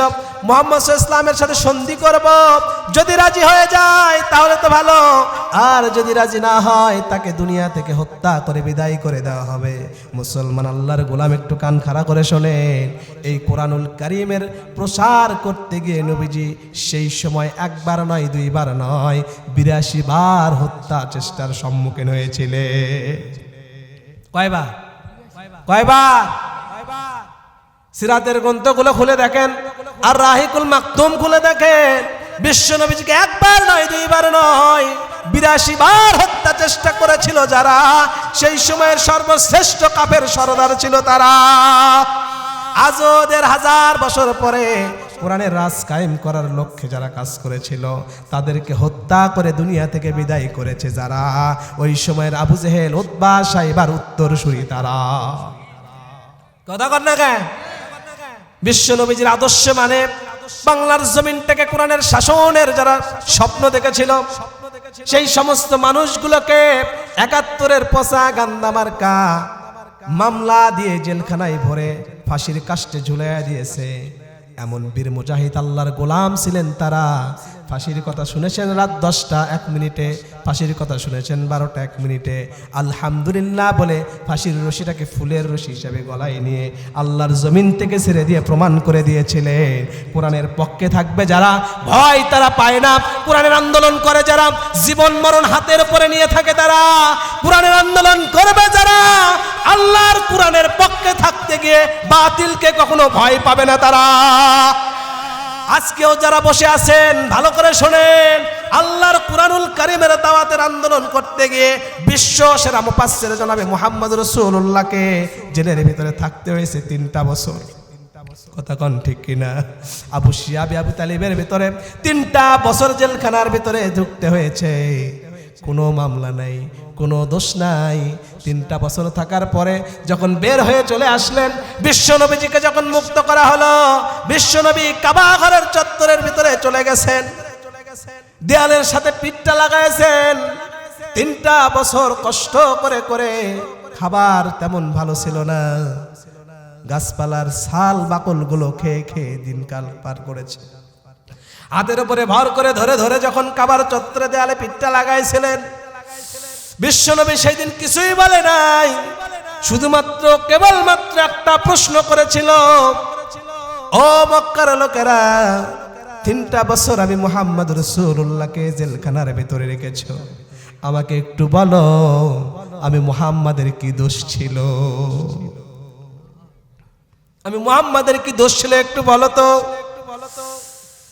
86 বছরের বয়স্ক দারুল ইসলাম ওই মক্কার পার্লামেন্টের রাষ্ট্রপতি ছিল, ওই পার্লামেন্টের ধর্মমন্ত্রী ছিল আবু লাহাব, স্বৈরাচার প্রধানমন্ত্রী ছিল আবু জেহেল। তারা সেদিন একটা প্রশ্নের উত্তর দিতে পারে নাই, ঠিক কিনা বলে? আমার মনে হয় ওই 1500 বছর আগের ঘটনাকে এই 1500 পরে আল্লামা দেলোয়ার হোসেন সাঈদীকে যেই দিন হত্যা করা হয়, যদি হত্যা না করে তিনি যদি মুক্তি পেয়ে বাইতুল মুকাররমের গেটের সামনে দাঁড়ায় বলতেন, জাতির লোকেরা রে, আমি দেলোয়ার হোসেন সাঈদীকে 1 দিন নয় 2 দিন নয় 13টা বছর কোন অপরাধে জেলখানার ভিতরে বন্দি করে রেখেছিলেন, সেই দিন যেরকম কাফেররা উত্তর দিতে পারে নাই, সেই দিন যেরকম কাফেররা কথা বলার সাহস পায় নাই, আজকেও যদি শহীদ আল্লামা সাঈদী মুক্তি পেয়ে যেত, তাহলে আজও বাংলার মানুষরা কোনো উত্তর দিতে পারত না। এই মানুষগুলো চলে গেছে শুধুমাত্র আল্লাহর কোরআনকে বিজয়ী দেখার জন্য, ঠিক কিনা বলে? কথা বলেন ঠিক কিনা? মক্কার আনাচে কানাচে যখন বিশ্বনবীর দাওয়াত ছড়ে পড়েছে, বিশ্বনবীর দাওয়াতে যখন মক্কার মুশরিকরা টাস টাস করে তাওহীদের দিকে আসা শুরু করে দিয়েছে, তখনই মক্কার লোকেরা বিশ্বনবীর সাথে দ্বন্দ্ব শুরু করে দেয়, ঠিক কিনা বলে? আল্লাহ তাআলা জানালেন, ও নবীজি শোনেন, আপনাকে যে নবুয়ত দিয়েছি, আপনাকে যে হেদায়েত আর সত্য দিন দিয়ে প্রেরণ করেছি, এটা শুধুমাত্র নাজিল করে আমি আল্লাহ তাআলা বসে থাকবো না, আমি আপনাকে একাকী ছেড়ে দিয়ে চুপ করে থাকবো না। আমি আল্লাহ রাব্বুল আলামিন আপনাকে যে হেদায়েত আর সত্য দিন দিয়ে প্রেরণ করলাম, ওই আবু জেহেলের দল, ওই আবু জেহেলের গোষ্ঠী, কোরআন বিরোধীরা যেই দল করুক না কেন, যেই পার্লামেন্ট করুক না কেন, যেই ঘটনা ঘটাক না কেন, তাদের দলের উপরে আমি আল্লাহ রাব্বুল আলামিন ইসলামকে বিজয়ী দান করে দিব। জোরে বলেন না সুবহানাল্লাহ। আমার ভাইয়েরা রে, ইসলাম বিজয় হয়েছিল রাসূলের জামানায়, ঠিক কিনা বলেন? আবার ওই ইসলামটা আমাদের কাছে আছে, ওই কোরআনটা আমাদের কাছে আছে। আল্লাহ রাব্বুল আলামিন কোরআন নাজিল করে দিয়ে সেই সময়ের আরবের অধোগলিত অধোপতিত ইতিহাসের নিমগ্ন মানুষগুলোকে সমস্ত উচ্চ শিখরে তুলেছেন কোরআন দিয়া। সুবহানাল্লাহ বলবেন না? এ কথা বলেন না কেন? জোরে বলেন না সুবহানাল্লাহ। আপনাদের কি ভালো লাগে? ঘুম ধরে? আলোচনা আসলে ওইভাবে এখনো হয় নাই শুরু, আমি কেবল একটু বোঝানোর চেষ্টা করতেছি। আপনারা কি শুনবেন কিছুক্ষণ? ভালো লাগে? তাকবীর দেন তো, লিল্লাহে তাকবীর, লিল্লাহে তাকবীর। এ মাঝখানে ওই কয়টা ভাই কি আছে? কি সমস্যা? আপনারা চেক করেন, ওই কয়জন ভাই লিল্লাহে তাকবীর। মাশাআল্লাহ, জোর আছে তো। আমি মনে করছি ঘুমাচ্ছেন। আসলে আলোচনা কেমন হওয়া দরকার, যেমন শ্রোতা তেমন আলোচনা, ঠিক কিনা বলে? আপনাদের স্পিরিট আর আমার হচ্ছে আওয়াজ, আর আপনারাই করবেন ওয়াজ। আল্লাহু আকবার বলেন। আপনাদের স্পিরিটই বলে দেবে যে ওয়াজ কোন দিকে যাবে, ঠিক কিনা বলেন? অনেকে ডানে বামে বসে আছে, বুঝছেন, ডিএসবির রূপ নিয়ে, এনএসআই এর রূপ নিয়ে, ডিবির রূপ নিয়ে। হুজুর কোন আলোচনা কয়, কিসের ভোটের চিন্তা করে, কার ব্যান কি বিপক্ষে কয়, এরকম লোক আছে না নাই? এরা থাকবি কিয়ামত পর্যন্ত থাকবি, ঠিক কিনা কন? এদের কপালে কোনোদিন তাফসীরের মাহফিলে এসে বসে ওয়াজ শোনার ভাগ্যে জুটবে না। কথা কন ঠিক কিনা? কালকে খালি এসে কবে হুজুর বেন কি করলো রে, হুজুর না খালি করলো তো ওইটা আর উঠে, মানে এক দিশ আর অক না দিশ। কথা কন ঠিক কিনা? ওই কোরআনের সামনে দিয়ে আসবে না। আল্লাহ বলছে ফি কুলুবিহিম মারাদুন ফাযাদাহুমুল্লাহু মারাদা, ওর করে কলজার মধ্যে এমন সিল মারছে কোরআন নিয়ে ঘুষলে ওর করে ভেতর ঢুকবি না, ঠিক কিনা কন? কিন্তু আমরা কি চাই জানেন? আপনি এসে একটু বসেন, কোনো মতে খালি এর করে বসে, মানে যে শয়তানটা ধরছে এটা বড় শয়তান, ওই শয়তানের ঝাড়িয়া খালি ভিতরে একবার বসান, ওই হেদায়েত পেয়ে যাবি, তওবা করবি। আল্লাহু আকবার বলেন। সম্মানিত ভাইয়েরা, এই কোরআনটা চিকিৎসা, এই কোরআন ঠেকালেই ভালো হয়ে যায়। আল্লাহু আকবার বলেন। অনুনাজ্জিলু কুরআন মা হুয়া শিফা ওয়া রাহমাতুল লিল আলামিন, নয় তো মুমিনিন। এই কোরআন হলো ওষুধ তাদের জন্য যারা মুমিন। কাদের জন্য? যারা উমুক উমুক করছেন, তুমুক তুমুক করছেন, তাদের জন্য এই কোরআন নয়। আপনাকে মুমিন হতে হবে। কি হতে হবে? এ পাগল, আপনাকে জামাত হওয়া লাগবে না, আপনাকে শিবির হওয়া লাগবে না, আপনাকে অন্য কিছু হওয়া লাগবে না, শুধু মুমিন হন, এই কোরআন আপনাকে হেদায়েত দিবে। আল্লাহু আকবার বলেন। আপনাদের এলাকায় যে মসজিদটা আছে, এশারের নামাজ পড়লাম, এই মসজিদের এশারের জামাত কোনো একদিন সময় হয়ে গেছে, একটা এই গ্রামেরই লোক থাকে বাইরে, সৌদি আরব থাকে। সৌদি আরব 10 বছর থাকার কারণে ওই লোকটা কি করছে, শার্ট প্যান্ট পরা বাদ দিয়ে লম্বা জুব্বার বড় একটা পাগড়ি পরা অভ্যাস হয়ে গেছে। আল্লাহু আকবার বলবেন না? ওই লোক এশারের সময় আসে, করছে অনেকদিন পর বাড়িতে আসছি, একটু মসজিদের ভিতরে যায়, মানে গেট আপ সেট আপ দেখে মনে করছে এই কেবলি জিব্রাইল খালি আসমান ফাইরিয়া নাজিল হয়ে যাচ্ছে। কিন্তু আপনাদের চিনালো ওই মালকাচ্চা মানে ধানের গোছ মারছে 10 বছর আগে। কয় বছর আগে? ওই লোক যখন জুব্বা পরে পাগড়ি পরে ভিতরে ঢুকছে, তখন মুসল্লিরা করছে হায় সুবহানাল্লাহ, ওলিয়া আল কাবারে, এ তো একবারে জিব্রাইল। ইমাম সাহেব এখন চিন্তা করতেছে, মানে ইমাম তো না মুয়াজ্জিম, এলাকা তো মুয়াজ্জিমই বেশি থাকে। মুয়াজ্জিম করছে না, এত বড় হুজুরের সামনে আমি সূরা টান মেরে পারবো না, ক্ষমতাও নাই, তাও আবার 10 বছর থাকতে সেই দেশে, যেই দেশে কোরআন নাজিল হচ্ছে। আল্লাহু আকবার বলবেন না? ইভেন কোয়াত পাই কিবা হচ্ছে হেফজা করে যাচ্ছে। আল্লাহু আকবার বলে। এখন যাই জুব্বা পরে আছে তাই খালি করছে কে আরে সময় তো হয়ে গেছে, কেউ তোমার সামনে দেয় না, ওই খালি পিছনে পিছনে। কারণ ওই সূরা নাস ছাড়া আর কিছু পারে না। কি ছাড়া পারে না? কথা কন। সূরা নাস কুরআনুল কারীমের একবারে 114 নম্বর সূরা, একবার শেষের সূরাটাই পারে, সূরা ফাতিহা পারে। এখন সেগুলো করছে কে পারে? জান না পারে, এদিক যাওয়া যাবে না। মুয়াজ্জিম করছে না, আমি জীবন দেবো, তবে এত বড় হুজুরের সামনে ইমামতি দাঁড়াবো না। আল্লাহু আকবার বলেন। আর ধরে গেছে ভয়, লোকজনও ছাড়ে না। ওই জুব্বা পরা সৌদি আরব ভারত লোক আর পারে না, কোনো মতে কাপড়ের সুপরে ঠেলা দিয়ে এক ঠেলা মারছে সামনে, ওই জায়গা করছে যা হয় হবে। আল্লাহু আকবার। ওই পারে কয়টা সূরা? সূরা ফাতিহা আর সূরা নাস। এখন যেই মাত্র আলহামদুলিল্লাহ মারছে টান, পিছনের মুসল্লিরা করছে আহ শুনে তো বার হয়ে যাচ্ছে আমাকে, জান এত মধুর কণ্ঠ। আর ইমাম সাহেব করছে আরে পাগল, কণ্ঠ তো দেখছো রে, সূরা ফাতিহার পরে আমার দৌড় নাচ, প্রথম রাকাতে যদি নাচ মেরে দিই দ্বিতীয় রাকাতের খবরই নেই। এত ধরছে টেনশন, কোন মতে সূরা নাচ যেই তেলাওয়াত করছে, পিছনের মুসল্লিরা করছে ঘটনা কি হলো? প্রথম রাকাতে হুজুর পড়ছে সূরা নাচ, দ্বিতীয় রাকাতে কি করবি? কেউ আর কিছু কবারও পারছে না। যাই হোক যেমন হোক 2 রাকাত রুকু সেজদা করে 1 রাকাত শেষ করে দ্বিতীয় রাকাতে দাঁড়াচ্ছে। এখন দাঁড়াবার যে এখন ওই ইমাম সাহেব মনে করতেছে এইবার তার কোনো সূরা নেই, নাচের পরে কোনো সূরা নাই। কি করছে? সূরা ফাতিহা টান টুন এমন ভাবে মারিচ্ছে, আর খালি চেষ্টা করছে ছোটবেলা তার কোন সূরা শিখছি। আল্লাহু আকবার বলে না, তার মেধার ভিতরে আর কোনো সূরা আসতেছে না। ওই সূরা ফাতিহা পরে রুকু সেজদা চলে গেছে, এই দিক থেকে সুবহানাল্লাহ আলহামদুলিল্লাহ আল্লাহু আকবার লোকমা মারিচ্ছে। ইমাম সাহেব বলছে যতই লোকমা মার, আমার এই পর্যন্তই দৌড়, হয় আমার সাথে রুকু সেজদা না হলে চলে না। এই কি করছে, কি করবি, চলে গেছে সেজদা। মুসল্লিরা করছে না, ঘটনা অন্যটা।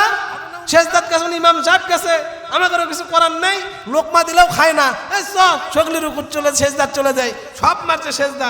এখন এই প্রথম সেজদা মারে, এখন করছে ঘটনা হচ্ছে আমি যদি উঠে আমাকে তো সাইজ করবি, কারণ লোকমা মারছে আমি শুনি নাই। এই কোনো মতে কাল্লাটা খাড়া করে এটাকে ডান পাশের ওই যে জানালা আছে ওটা হাত দিয়ে ঠেলা মারলে যাওয়া যাবে, আস্তে করে ওটা পার হয়ে চলে গেছে। এই পিছনের মুসল্লিরা কয় কি ব্যাপার, 7 মিনিট পার হয়, এত বড় সেজদাই মারছে, কে ঘটনা কি?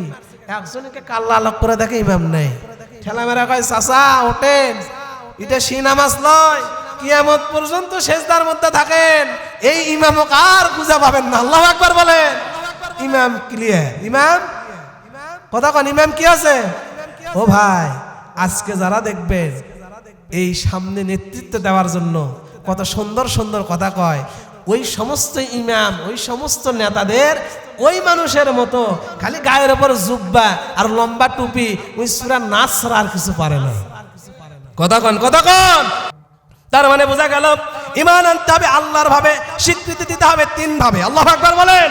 এই স্বীকৃতি দিতে গিয়ে আল্লাহ রাব্বুল আলামিন বলেন, নবী অনেক মানুষকে দেখবেন, অনেক মানুষগুলো আপনার কাছে এসে বলবে, ইয়া রাসূলুল্লাহ, ইয়া হাবিবাল্লাহ, ও মুহাম্মদ বিন আব্দুল্লাহ শোনেন, আমি কিন্তু ঈমান এনেছি, আমি কিন্তু ঈমানদার, আমি কিন্তু ঈমান এনেছি আল্লাহর উপরে, আমি কিন্তু ঈমান এনেছি আখিরাতের উপরে, আমি কিন্তু মুমিন। আল্লাহ রাব্বুল আলামিন সূরা আনকাবুতের ভিতরে সুন্দর করে জানায় দিলেন 13 নম্বর আয়াতের ভিতরে, ও নবী আপনি কিন্তু সাবধান হয়ে যাবেন, মানুষদের ভিতরে কিছু মানুষ আসবে, টুপিদারি লাগাবে, ইসলামের কথা বলবে, ঈমানের কথা বলবে, না না তারা কিন্তু ঈমানদার নয়। কার কথা? কার কথা? আহসিবান নাসু আইয়াতরুকু আইয়াকুলু আমান্না ওয়া হুম লা ইফতানুন। আল্লাহ পাক বলছেন, আহসিবান নাস, ও মানুষ তোমরা কি মনে করেছো ঈমান এনেছি এ কথা বললে আমি আল্লাহ তাআলা ছেড়ে দেব না?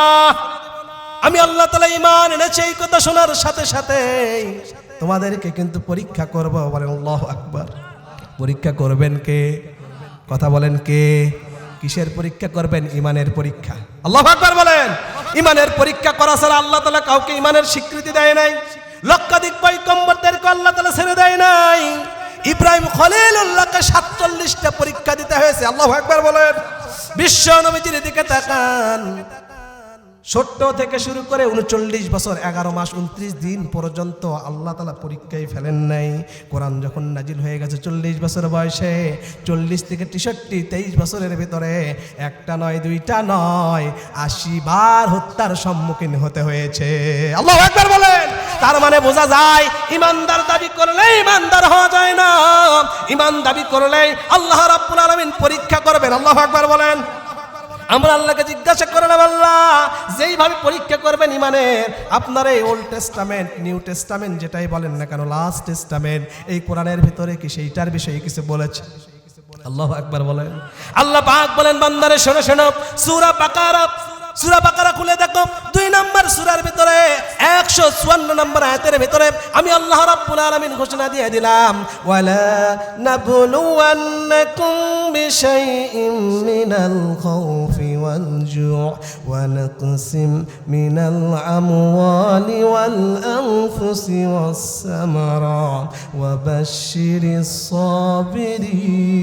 সাবিরিন। আল্লাহ তাআলা বলে, বান্দা শোনো, পরীক্ষা করব 4টা জিনিস দিয়া। ওয়ালানাবলুওয়ান্নাকুম বিশাইইম মিনাল খাউফ, 1 নাম্বার ঈমানের দাবি করবা, ঈমানের স্বীকৃতি দেবা, তোমাকে কিন্তু ভয় দিয়ে পরীক্ষা করব। 1 নাম্বার হলো ভয়। আমরা বললাম, আল্লাহ কিসের ভয়? কিসের ভয়? আল্লাহ রাব্বুল আলামিন বলে, নবীজির দিকে তাকাও, ঈমানের স্বীকৃতি যখন দিয়েছে আব্দুর রহমানের দিকে তাকাও, ঈমানের স্বীকৃতি যখন দিয়েছে সুমাইয়ার দিকে তাকাও, ঈমানের স্বীকৃতি যখন দিয়েছে বেলালের দিকে তাকাও, ঈমানের স্বীকৃতি যখন দিয়েছে, ঈমানের স্বীকৃতি দেওয়ার সাথে সাথে তাদের অধীনস্থ ব্যক্তিরা তাদেরকে দুনিয়া থেকে হত্যার ভয় দেখাইছে। কথা বলেন ঠিক কিনা? সম্মানিত ভাইয়েরা, আল্লাহ রাব্বুল আলামিন আমাদেরকে ভয়ের কথা বলেছেন। আপনি যদি ঈমানের স্বীকৃতি দেন, আপনি যদি ঈমানদার বলে দাবি করেন, আজকে মসজিদের ভিতরে যায় হাজারে তাসবিহ ইল্লাল্লাহর জিকির করেন, সমস্যা নাই। ইল্লাল্লাহর জিকির করতে করতে বাঁশের আগায় চলেন, সমস্যা নাই।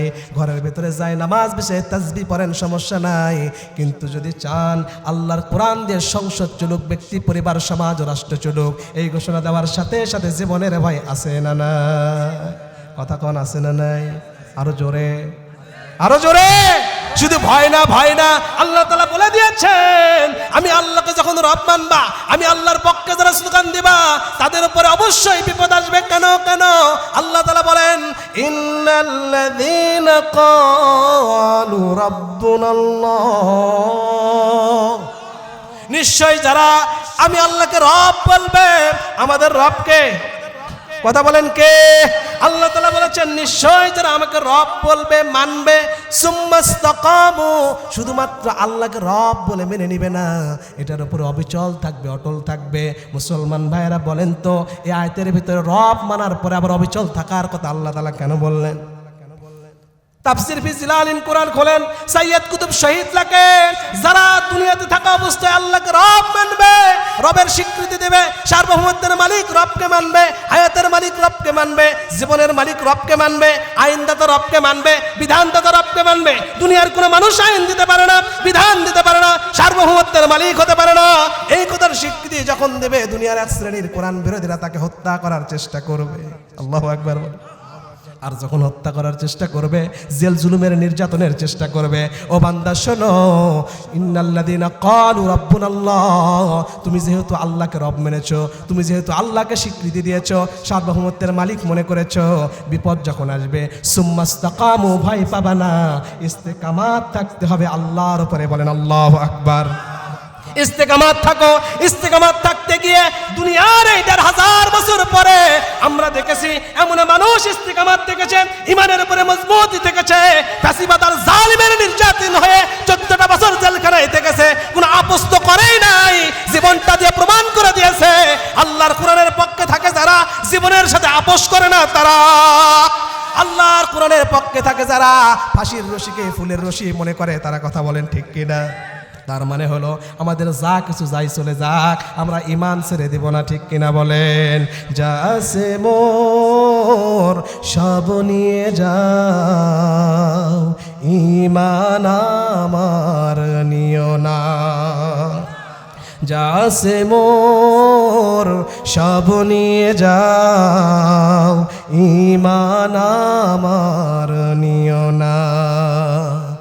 ঈমান আমল না থাকিলে আল্লাহর কাছে প্রিয় না। যা আছে মোর সব নিয়ে যাও, ঈমান আমার নিও না। সবাই একটা আওয়াজ দিয়ে বলেন তো, আমার হাতে কি? আরো জোরে, আরো জোরে। এই কোরআনটা কার বাণী? কার বাণী? এই কোরআন 4টা জিনিস আমাদেরকে শিখায়। আমার প্রিয় কলিজার টুকরা চাচা, আমার আব্বার সাথে চলাফেরা যার, বাবার বয়সী, আপনাদের এই মাহফিলের প্রধান অতিথি, দোয়া করছি আল্লাহ তাআলা তার হায়াতে বারাকা দান করে, পরে আমিন। আমি তাকে আহ্বান করি, উনি কোরআনের পক্ষের লোক, আলহামদুলিল্লাহ বলেন। উনি বলেছেন এই কোরআন ছাড়া হাসরের ময়দানে পার পাওয়া যাবে না, ঠিক কিনা? এই কোরআন আমাদেরকে বলেন, এই কোরআনের হক হলো 4টি। 1 নাম্বার, যারা কোরআন পড়তে পারো না তারা কোরআন পড়বা। আল্লাহু আকবার বলেন। যারা কোরআন পড়তে পারো তারা এই কথাটার অর্থ বুঝবা। কার কথা? যারা অর্থ বুঝতে পারো তারা এই কোরআনের প্রতি আমল করবা। কার কথা? আর যারা আমল করতে জানো, ব্যক্তি, পরিবার, সমাজ ও রাষ্ট্রে আল্লাহর কোরআন কেমন ভাবে কায়েম হবে সে আন্দোলন করতে হবে। কথা বলেন ঠিক কিনা? যদি এই 4টা হুকুমকে কোনো বান্দা মেনে চলে, সে আল্লাহর পক্ষের লোক, কোরআনের হক আদায়কারী লোক। হাসরের ময়দানে ওই ব্যক্তির পক্ষে আল্লাহর কোরআন সাক্ষ্য দেবে। কথা বলেন ঠিক কিনা? আমরা দোয়া করছি আল্লাহ তাআলা ৫৬,০০০ বর্গ মাইলের যারা আমাদের রাহবার, যারা আমাদের নেতা, ইউনিয়ন পরিষদ থেকে শুরু করে সংসদ ভবন, পার্লামেন্টের পর্যন্ত, আল্লাহ যেন প্রত্যেককেই আল্লাহর কোরআনের পক্ষে হিসেবে কবুল করে, পড়ে আমিন। সম্মানিত ভাইয়েরা, যে কথা বলতেছিলাম, আল্লাহ বলেছেন এমন একটা ব্যবসা করতে হবে যেই ব্যবসার প্রথম হলো আল্লাহর উপরে ঈমান। কথা বলেন ঠিক কিনা? এই ঈমান আনতে হবে কয় ভাবে? বলেছিলাম কয় ভাবে? 3 ভাবে। জবান দিয়ে বলতে হবে। আজকে আমাদের জবানে বলা এক, অন্তরে বিশ্বাস আর এক। কথা কন না কেন? জবানে বলি একটা, অন্তরে মানি আর একটা। জবানে বলি আল্লাহর কোরআনের পক্ষে, অন্তরে লালন করি জাতীয়তাবাদ ও ফ্যাসিবাদ। কথা বলেন ঠিক কিনা? আল্লাহ বলেছেন আফা তুমিনুনা বিবাদিল কিতাব ওয়া তাকফুরুনা বিবাদ। যারা কোরআন মানবা, কিছু মানবা, কিছু মানবা না, তারা মুমিন নয়, তারা কাফের, ফতুয়াকার। কথাকার? আমরা মানি আল্লাযী খালাকাল মাউতা ওয়াল হায়াতা লিয়াবলুয়াকুম আইয়ুকুম আহসানু আমালা। আমরা মানি হায়াত এবং মৃত্যুর মালিক কে? সেই আল্লাহর কথাই মানি। আলানামুল খালক ওয়াল আমর, সৃষ্টি যেহেতু আল্লাহর, আইন বিধান চলবে আল্লাহর। কথা বলেন ঠিক কিনা? এর পক্ষে যারা, তারাই আল্লাহর গোলাম, ঠিক কিনা? আর এই কোরআনের পক্ষে তারাই থাকতে চায় যারা কোরআনকে ব্যক্তি, পরিবার, সমাজ ও রাষ্ট্রে মানতে চায়। ঠিক কিনা বলেন? আল্লাহ তাআলা বলেছেন প্রথমে ঈমান আনতে হবে। কি আনতে হবে? ঈমান আনতে হবে। আর এই ঈমান আনতে গিয়ে ব্যক্তি, পরিবার, সমাজ, রাষ্ট্রের প্রত্যেক জায়গায় আমাদের পরীক্ষার সম্মুখীন হতে হবে। কোন আল্লাহু আকবার। আল্লাহ রাব্বুল আলামিন পরীক্ষার ব্যাপারে বলেন, নবী, প্রত্যেক মানুষকে আমি আল্লাহ তাআলা পরীক্ষা করব। আমি আল্লাহ রাব্বুল আলামিন পরীক্ষা ছাড়া ঈমান গ্রহণ করব না। আল্লাহু আকবার বলেন। চারভাবে পরীক্ষা করব। ওয়ালানাবলুওয়ান্নাকুম বিশাইইম মিনাল খাউফ ওয়াল জু' ওয়া নাকসিম মিনাল আমওয়ালি ওয়াল আনফুসি ওয়াস সামারাত ওয়া বাশশিরিস সাবিরিন। আল্লাহ তাআলা বলেন, নবী আপনি শুনেন, দুনিয়ার মানুষদেরকে জানায় দেন, ভয় দিয়ে পরীক্ষা করব, ভয়ের পরীক্ষার পরে ক্ষুধা দিয়ে পরীক্ষা করব। আমি আল্লাহ রাব্বুল আলামিনকে যারা রব মানবে, রবের স্বীকৃতি দেবে, আমি আল্লাহ রাব্বুল আলামিনকে সার্বভৌম আইন বিধান কর্তৃত্বের মালিক যারা মানবে, ব্যক্তি, পরিবার, সমাজ, রাষ্ট্র আমি রবের ঘোষণা দেবে, রবের স্লোগান যারা দেবে, তাদেরকে আমি আল্লাহ রাব্বুল আলামিন ক্ষুধা দিয়ে তাদেরকে পরীক্ষা করব। তাদের ঘরের ভিতরে কোনো খাবার জিনিস রাখবো না, সংসারে অভাব অনটন লাগায় থাকবো। আল্লাহর নবী বিশ্ব নবীজি বলেন তাদের হালত হবে কেমন? আদ-দুনিয়া সিজনুল মুমিনিন ওয়া জান্নাতুল কাফির। আল্লাহু আকবার বলেন। যারা মুমিন, ইমানদার, ইমানের স্বীকৃতি দিবে, এই দুনিয়াটা তাদের জন্য কষ্টের মতো হবে, জেলখানার মতো হবে। ঠিক কিনা বলে? আর যারা কাফের, কোরআন যারা মানে না, তাদের দেখলে বুঝবেন এদের ভিতরে কোনোদিন অভাব লাগবে না। ঠিক কিনা? এই মসজিদের দিকে তাকান, ফজরের নামাজে যে 5 জন থাকে, ফজরের নামাজের মুসল্লি যেই কয়জন হয় খেয়াল করে দেখেন, কোনো বড় লোক কোটিপতি নাই। কথা কন, কোটিপতিরা ঘুমায়, রাত 12টা 2টা পর্যন্ত ব্যবসার হিসাব লাগায়, জমিওয়ালা জমির হিসাব লাগাই, আলু এবার কয় বস্তা লাগাইছি, কয় বস্তা তুলবার, কয় বস্তা বীজ রাখবো। কথা কন।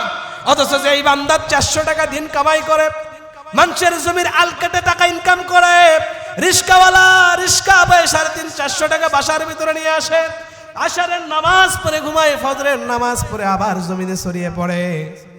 আল্লাহ রাব্বুল আলামিন বলে, গোলাম, যারা ইমানের স্বীকৃতি দিবা, তাদের ঘরের ভিতরে খাবার থাকবে না। আমি আল্লাহ তাআলা পরীক্ষা করব, সন্তান সন্ততির ক্ষতি দিয়ে পরীক্ষা করব। জমিন ভরা ফসল থাকবে, ইরি ধান লাগাইছে, এখন কাটবে, এমন একটা ঘূর্ণিঝড় দিয়ে দিব, ওই ফসলগুলাকে তছনছ করে ধ্বংস করে দিব। আমি দেখতে চাই এত কিছুর পরেও, সন্তান হারানোর পরেও, জেল জুলুম নির্যাতনের পরেও, গোলামি করার সাথে জীবনের সব কিছু চলে যাবে, তারপরেও যদি তারা বলে হাসবুনাল্লাহু নি'মাল ওয়াকিল, নি'মাল মাওলা, নি'মান নাসির। যদি ওই গোলামটা স্বীকৃতি দেয়, আল্লাহ আমার সন্তানটারে ইসলামী আন্দোলন করার কারণে হত্যা হয়েছে, সমস্যা নাই, আমার জেলখানা যে 3-4 বছর থাকা লাগছে, সমস্যা নাই, আমার জমির ফসল চলে গেছে, সমস্যা নাই, আমাকে ক্ষুধা দিয়া, ভয় দিয়া, নিরাপত্তাহীনতার মধ্যে থেকেছি, হাজির মতো মানুষ সত্য কথা বলার কারণে গুলি খেয়ে জীবনটাও দিয়েছি, কোনো সমস্যা নাই। 2006 সালে আগস্টে 2006 সালে লগি বইটা দিয়ে পিটায় পিটায় আমার সন্তানটারে হত্যা করেছে, সমস্যা নাই। আমার ভাই শহীদ হয়ে গেছে, কোনো সমস্যা নাই। লা তাহজান ইন্নাল্লাহা মা'ানা। আল্লাহ তাআলা বলেছে, ও গোলাম শুনো শুনো, আমার নবীর দিকে তাকায় দেখো, নবীজি যখন মক্কা ছেড়ে মদিনায় আবু বকরকে যখন সাথে নিয়ে যখন পথটা চলে যায়, মুশরিক বাহিনীদের আক্রমণের কারণে আবু বকর নবীজিকে যেদিন জিজ্ঞাসা করেছিল, ইয়া রাসূলুল্লাহ, ইয়া হাবিবাল্লাহ, ওই যে উপরের দিকে মাথাটা তুলে দেখেন, ওই যে ঘোড়ার খুরটা দেখা যায়, ওই যে কাফেরদের ঘোড়ার খুরটা দেখা যায়, নিচের দিকে যদি একবার তাকাই তারা, আমি আবু বকর সহ আপনি নবীকে ধরাশায়ী করবে তারা। আল্লাহু আকবার বলেন। ওই দিন নবীজি মুমিনের মতো, মধ্যে মুজাহিদের মতো আবু বকরের চেহারার দিকে তাকায় আমি একটা হাসি দিয়ে বলেছিল, আবু বকর একটু থেমে যাও, লা তাহজান ইন্নাল্লাহা মা'ানা। কোনো চিন্তা নাই রে আবু বকর, কোনো ভয় নাই আবু বকর। ও আবু বকর শুনো শুনো, আমি মুহাম্মদ রাসূলুল্লাহ সাল্লাল্লাহু আলাইহি সাল্লাম, আর তুমি আবু বকর এই গুহার ভিতরে নাই। ইন্নাল্লাহা মা'ানা, নিশ্চয় আমাদের সাথে আমাদের একজন আছে, বলেন তো তিনি কে? ওই বান্দাটা যখন বোঝে ইমানের স্বীকৃতি দেওয়ার কারণে জীবন থেকে সব চলে গেছে, সমস্যা নাই, জীবনের সব চলে যায়, যা আসমান আর জমিনের মালিক আল্লাহ যদি আমার পক্ষে থাকে, আমি বান্দার আর কোনো চিন্তা থাকবে? লিল্লাহে তাকবীর। আল্লাহ তাআলা বলছেন গোলাম ঈমানের স্বীকৃতি দেবা, পরীক্ষা আসবে, পরীক্ষায় পাশ করবা, ওয়াবাশশিরিস সাবিরিন, আমি আল্লাহ রাব্বুল আলামিন তোমাদেরকে ধৈর্যশালী বান্দা হিসেবে গ্রহণ করে নেব।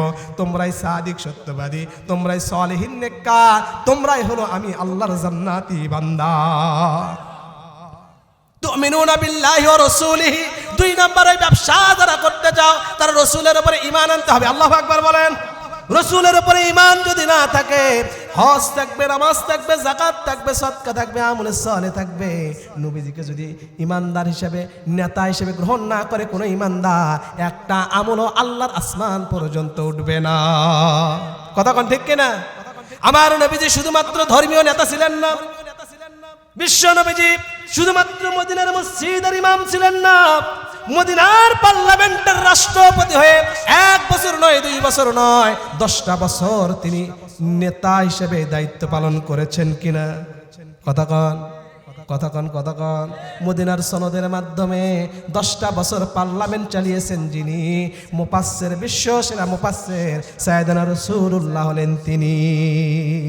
ঠিক কিনা বলেন? কিসের সনদ দিয়া? মদিনার সনদ। সুবহানাল্লাহ বলবেন না? আমরা শুনি এখন আবার একটা বড় দলের নেতারা বলে যে আমরা মদিনার সনদের ইসলাম বিশ্বাস করি, উমুকের ইসলাম বিশ্বাস করি না। এ কথা কন না গায়, এ ঘুমান ঘুমান ঘুমান আপনারা।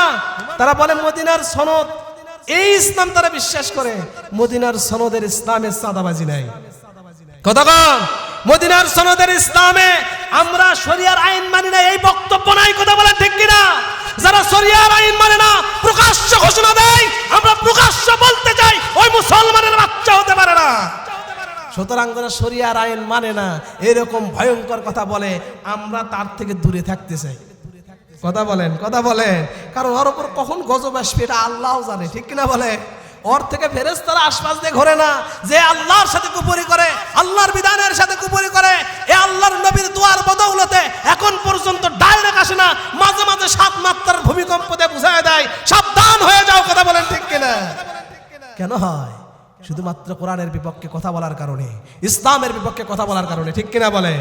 আল্লাহ তাআলা বলেছেন, শোনেন, আমার উপরে ঈমান আনলেই হবে না, আমার নবীর উপরে ঈমান আনতে হবে। আল্লাহু আকবার বলেন। বিশ্ব নবীজি এতটাই ইমাম ছিলেন, নেতা ছিলেন, এতটাই তার নেতৃত্বের গুণাবলী ছিলেন, তার চরিত্রের কথা আল্লাহ রাব্বুল আলামিন কুরআনুল কারীমের ভিতরে বলেন, ওয়া ইন্নাকা লাআলা খুলুকিন আযীম। ও নবী, আপনার চরিত্র এতটাই খুলুক, এতটাই আযীম, যেটার আগামাতা করা সম্ভব নয়। আল্লাহু আকবার বলেন। আপনি এমন নেতা, আপনি এমন নেতা, আপনার নেতৃত্বের গুণাবলী এমন, আপনার রাতের আমলও মানুষ জানে, আপনার দিনের আমলও মানুষ জানে, আপনার প্রকাশ্যের কথা জানে, গোপন কথাগুলো জানে। এমন নেতার নেতৃত্ব মদিনার মানুষরা 10টা বছর মেনেছিল সোনার মদিনা হিসাবে। আল্লাহ রাব্বুল আলামিন সেই মানুষগুলোর নাম সোনার খাতার ভিতরে লিখে দিয়েছে। আল্লাহু আকবার বলেন। বিশ্ব নবীজির কথা শুনে নেতৃত্ব মেনে যারা এই দিন গ্রহণ করেছিল, মদিনার মসনদ শান্তি তাদের জন্য এসেছিল। আল্লাহ রাব্বুল আলামিন ঘোষণা দিলেন, নবী, আপনার কথা শুনে যারা কোরআন মানবে, আমি আল্লাহ রাব্বুল আলামিনের বিধানগুলো মানবে, বিধান মানতে দেরি হবে, কোরআন মানতে দেরি হবে, আমি আল্লাহ রাব্বুল আলামিন তাদের উপরে রহমত নাজিল করতে দেরি করব না।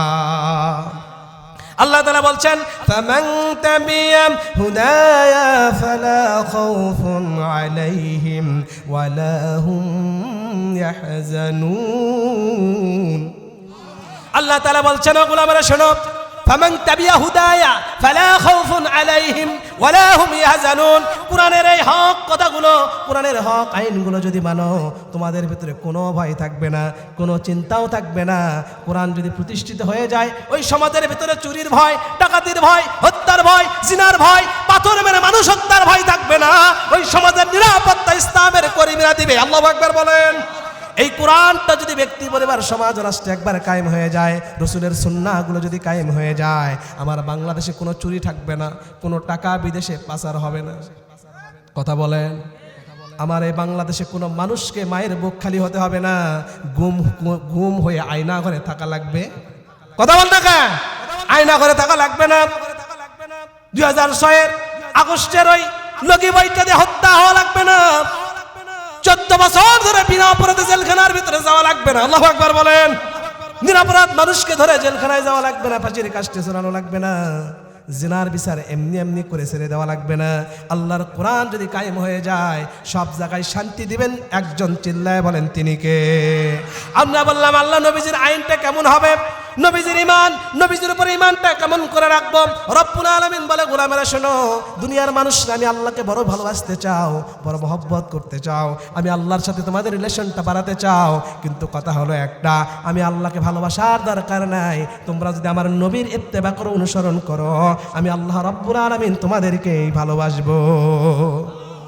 আল্লাহ তাআলা বলছেন কুল ইন কুনতুম তুহিব্বুনাল্লাহা ফাত্তাবিউনি ইউহিব্বুকুমুল্লাহু ওয়া ইয়াগফির লাকুম যুনুবাকুম ওয়াল্লাহু গফুরুর রহিম।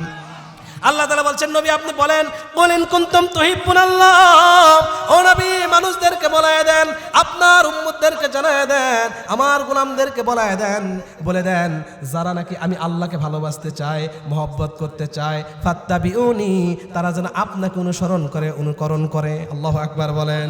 নবীজি যেমন করে কথা বলেছে তারা যেন তেমন করে বলে, নবীজি এতিমদের সঙ্গে যে আচরণ করেছে তারাও যেন করে, এতিমের মাল যেন কোনো মানুষ খায় না। নবীজি যেইভাবে কোরআন মেনেছে সেইভাবে যদি তারাও কোরআন মানে আপনাকে অনুসরণ করে, অনুকরণ করে, তাহলে আমি আল্লাহ রাব্বুল আলামিন নিজেই আপনাকে বা তাদেরকে ভালোবাসবো। সুবহানাল্লাহ বলেন।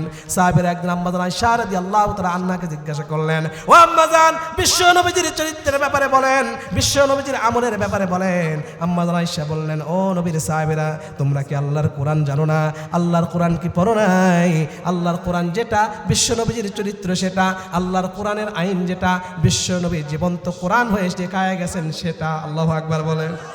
আল্লাহ রাব্বুল আলামিন বলে গোলামেরা শোনো, ও দুনিয়ার মানুষেরা শোনো, আল্লাহর ভালোবাসা যারা চাও, আল্লাহর প্রেমের প্রেমিক হতে যারা চাও, আল্লাহর পক্ষ থেকে রহমত যারা পেতে চাও, তারা অবশ্যই নবীজির অনুসরণ করবে। আল্লাহু আকবার বলে।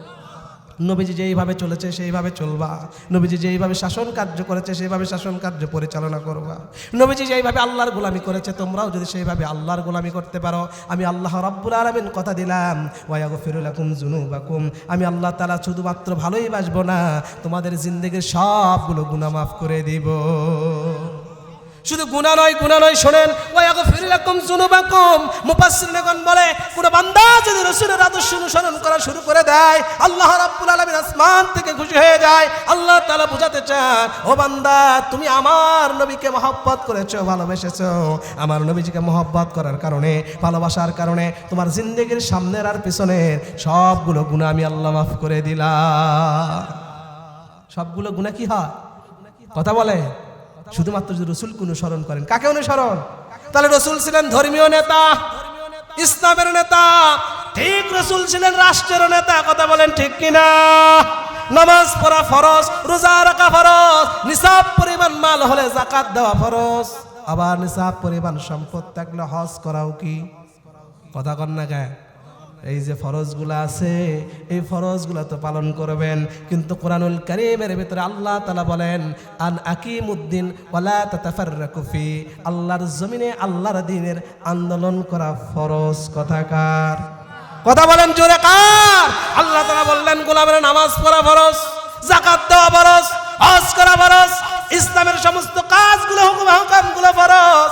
এই সমস্ত ফরজগুলোর ভিতরে আমরা পরিচিত আছি নামাজের সাথে, মনে করেছি 5 ওয়াক্ত নামাজ পড়বো, ইমানদার হয়ে গেলাম। এই যে সামনে রমজান আসতেছে, রোজা রাখবো, ইমানদার হয়ে গেলাম। না না, নামাজ পড়লে ইমানদার হওয়া যায় না। আল্লাহর জমিনে আল্লাহর দিন কায়েমের আন্দোলন করে জীবনটা দেওয়ার মনোবাসনা করলেই এই সমস্ত ইবাদতগুলোর ক্ষেত্রে আপনি ইমানদার হয়ে যাবে। আজকে চাচা মনে করছে 5 ওয়াক্ত নামাজ, রমজানের রোজা, ব্যাস আমার জান্নাত। ঠিক কিনা কন? ও মুসলমান আল্লাহর গোলাম একটু ভালো করে বোঝেন, বিশ্ব নবীর থেকে বড় নামাজি পৃথিবীতে কেউ হতে পারবে? কথা বলেন না কেন? বিশ্ব নবীর থেকে বড় রোজাদার, রোজা পালনকারী কেউ হতে পারবে? বিশ্ব নবীর থেকে কোরআন মানার দিক থেকে কেউ বড় বুজুর্গ হতে পারবে কিনা? পারবে? পারবে। সেই নবীজি একটা নয়, দুইটা নয়, 27টা যুদ্ধে মতান্তর 23টা, এই 23 থেকে 27টা যুদ্ধের নেতৃত্বে সেনাপতি দিয়েছেন। আল্লাহু আকবার বলেন। সেনাপতি ছিলেন নবী। কেন থাকলেন? আল্লাহর কাছে তো দোয়া করলেই পারতেন। আল্লাহ 40 বছর বয়সে নবুয়ত দান করেছেন, শেষ নবী হিসেবে গ্রহণ করেছেন। আখিরাতে আমাকে এত বড় ক্ষমতা দিবেন, এত মারামারি কাটাকাটির মধ্যে যাওয়ার দরকার নাই, জীবনটা দেওয়ার দরকার নাই, রক্তটা দেওয়ার দরকার নাই। আমি আল্লাহ রাব্বুল আলামিন অবশ্যই আপনার পক্ষ থেকে চাই। আল্লাহু আকবার বলেন। নারে তাকবীর, লিল্লাহি তাকবীর। আল কোরআনের আলো, প্রধান বক্তার আগমন, প্রধান বক্তার আগমন, শুভেচ্ছা স্বাগতম। নারে তাকবীর। সম্মানিত ভাইয়েরা, আমাদের প্রধান মেহমান চলে আসছে, আমি আর কিছুক্ষণ কথা বলবো আল্লাহ তাআলা বলতেছেন, শোনো, ওই ব্যবসা করতে গেলে আল্লাহর উপর ঈমান লাগবে। কি লাগবে? কথা বলেন, কি লাগবে? আর ঈমান আনতে গেলে ঈমানের পরীক্ষা দিতে হবে। ঈমান আনতে গেলে কি করতে হবে? ঈমানের পরীক্ষা দিতে হবে, রাসূলের উপরে ঈমান আনতে হবে। আর শেষ পয়েন্ট ছিল আল্লাহ রাস্তায় মাল আর জান। কি বলেন? কথা বলেন। মাল আর জান দিয়ে জিহাদ করতে হবে। আল্লাহু আকবার বলেন। সম্মানিত ভাইয়েরা, আজকে আপনাদের সামনে কিছুক্ষণ আগে খবর পেলাম এই বাংলাদেশের কি হাদি ইন্তেকাল করেছে। যদি এই ওসমান হাদি যদি ইন্তেকাল সঠিক হয়ে থাকে, দোয়া করছি আল্লাহ রাব্বুল আলামিন শহীদের মর্যাদা দান করুন। শুধু এই হাদি নয়, বাংলাদেশের অসংখ্য তাওহীদপন্থী হাদির জন্ম হয়েছে, ঠিক না বলে? কোরআনের বিরুদ্ধে যারাই লাগবে, ইসলামের বিরুদ্ধে যারাই লাগবে, সময়ে সময়ে হাদির মতো কণ্ঠস্বরগুলো সামনে থেকে নেতৃত্ব দিয়ে বাংলার যুবকদের আইডল হয়ে কোরআন প্রতিষ্ঠার আন্দোলনকে অগ্রণী ভূমিকা পালন করবে, ঠিক না বলে? কিন্তু ভাই, জীবন দেওয়া সহজ, মাল দেওয়া কঠিন। কথা কন। এখন আমরা জীবনকে মনে করে আগে ডেইলেন, মাল দিতে চাই না। কিন্তু না, আমরা দেখেছি সাহাবীরা আল্লাহ রাসূল সাল্লাল্লাহু আলাইহি ওয়াসাল্লাম বলতে দেরি করেছেন, জীবনের সব তারা এনে দিয়েছে, ঠিক কিনা বলেন? আবু বকর রাদিয়াল্লাহু তাআলা আনহু জীবনের সব দিলেন। উসমান গনি রাদিয়াল্লাহু তাআলা আনহু জীবনের কষ্টে উপার্জিত 4 ভাগের 3 ভাগ আল্লাহর রাস্তায় দান করেছেন। আল্লাহু আকবার বলেন। সম্মানিত ভাইয়েরা, আলোচনা শেষ করা যাবে না। আসলে এই কোরআনের আলোচনা শুরু করা সম্ভব, শেষ করা যাবে? কথা বলেন। কিয়ামত পর্যন্ত এই কোরআন বলা হবে, তারপরে কোরআনের কথা বলে শেষ করা যাবে না। কারণ এই কোরআনটা কার কথা? এই কোরআনের পরতে পরতে শান্তি, কোরআনের পরতে পরতে ঈমান, এই কোরআনের সব জায়গার ভিতরে আল্লাহ রাব্বুল আলামিন হেদায়েতের দীপ্ত নূরগুলো ছড়িয়ে দিয়েছেন। যারাই কোরআনের পক্ষে আসে তারাই হেদায়েতের নূর পেয়ে যায়। কথা বলেন, ঠিক কিনা? আমরা দোয়া করি আল্লাহ রাব্বুল আলামিন ৫৬,০০০ বর্গ মাইলের প্রত্যেকটা মানুষের কপালে হেদায়েতের নূর জ্বালায় দিক করে, আমিন। শুধু তাই নয়, ব্যক্তি, পরিবার, সমাজ, রাষ্ট্রের ভিতরে আল্লাহ যেন কুরআনুল কারীমকে বুঝে আমল করে পার্লামেন্টে কোরআন নিয়ে যাওয়ার তৌফিক দান করে দেয়। সবাই বলে আমিন। এই কথা বলে আমি আমার কথা শেষ করছি। আবারও দেখা হবে, কথা হবে কোনো এক সময় ইনশাআল্লাহ। আপনাদের জন্য দোয়া করি, দোয়া চাই। আল্লাহ তাআলা সবাইকে ঈমানের সাথে বেঁচে থাকার তৌফিক দান করে পড়ে আমিন। ওয়া আখিরুদ দাওয়ানা আলহামদুলিল্লাহি রাব্বিল আলামিন। আসসালামু আলাইকুম ওয়া রাহমাতুল্লাহি ওয়া বারাকাতুহু।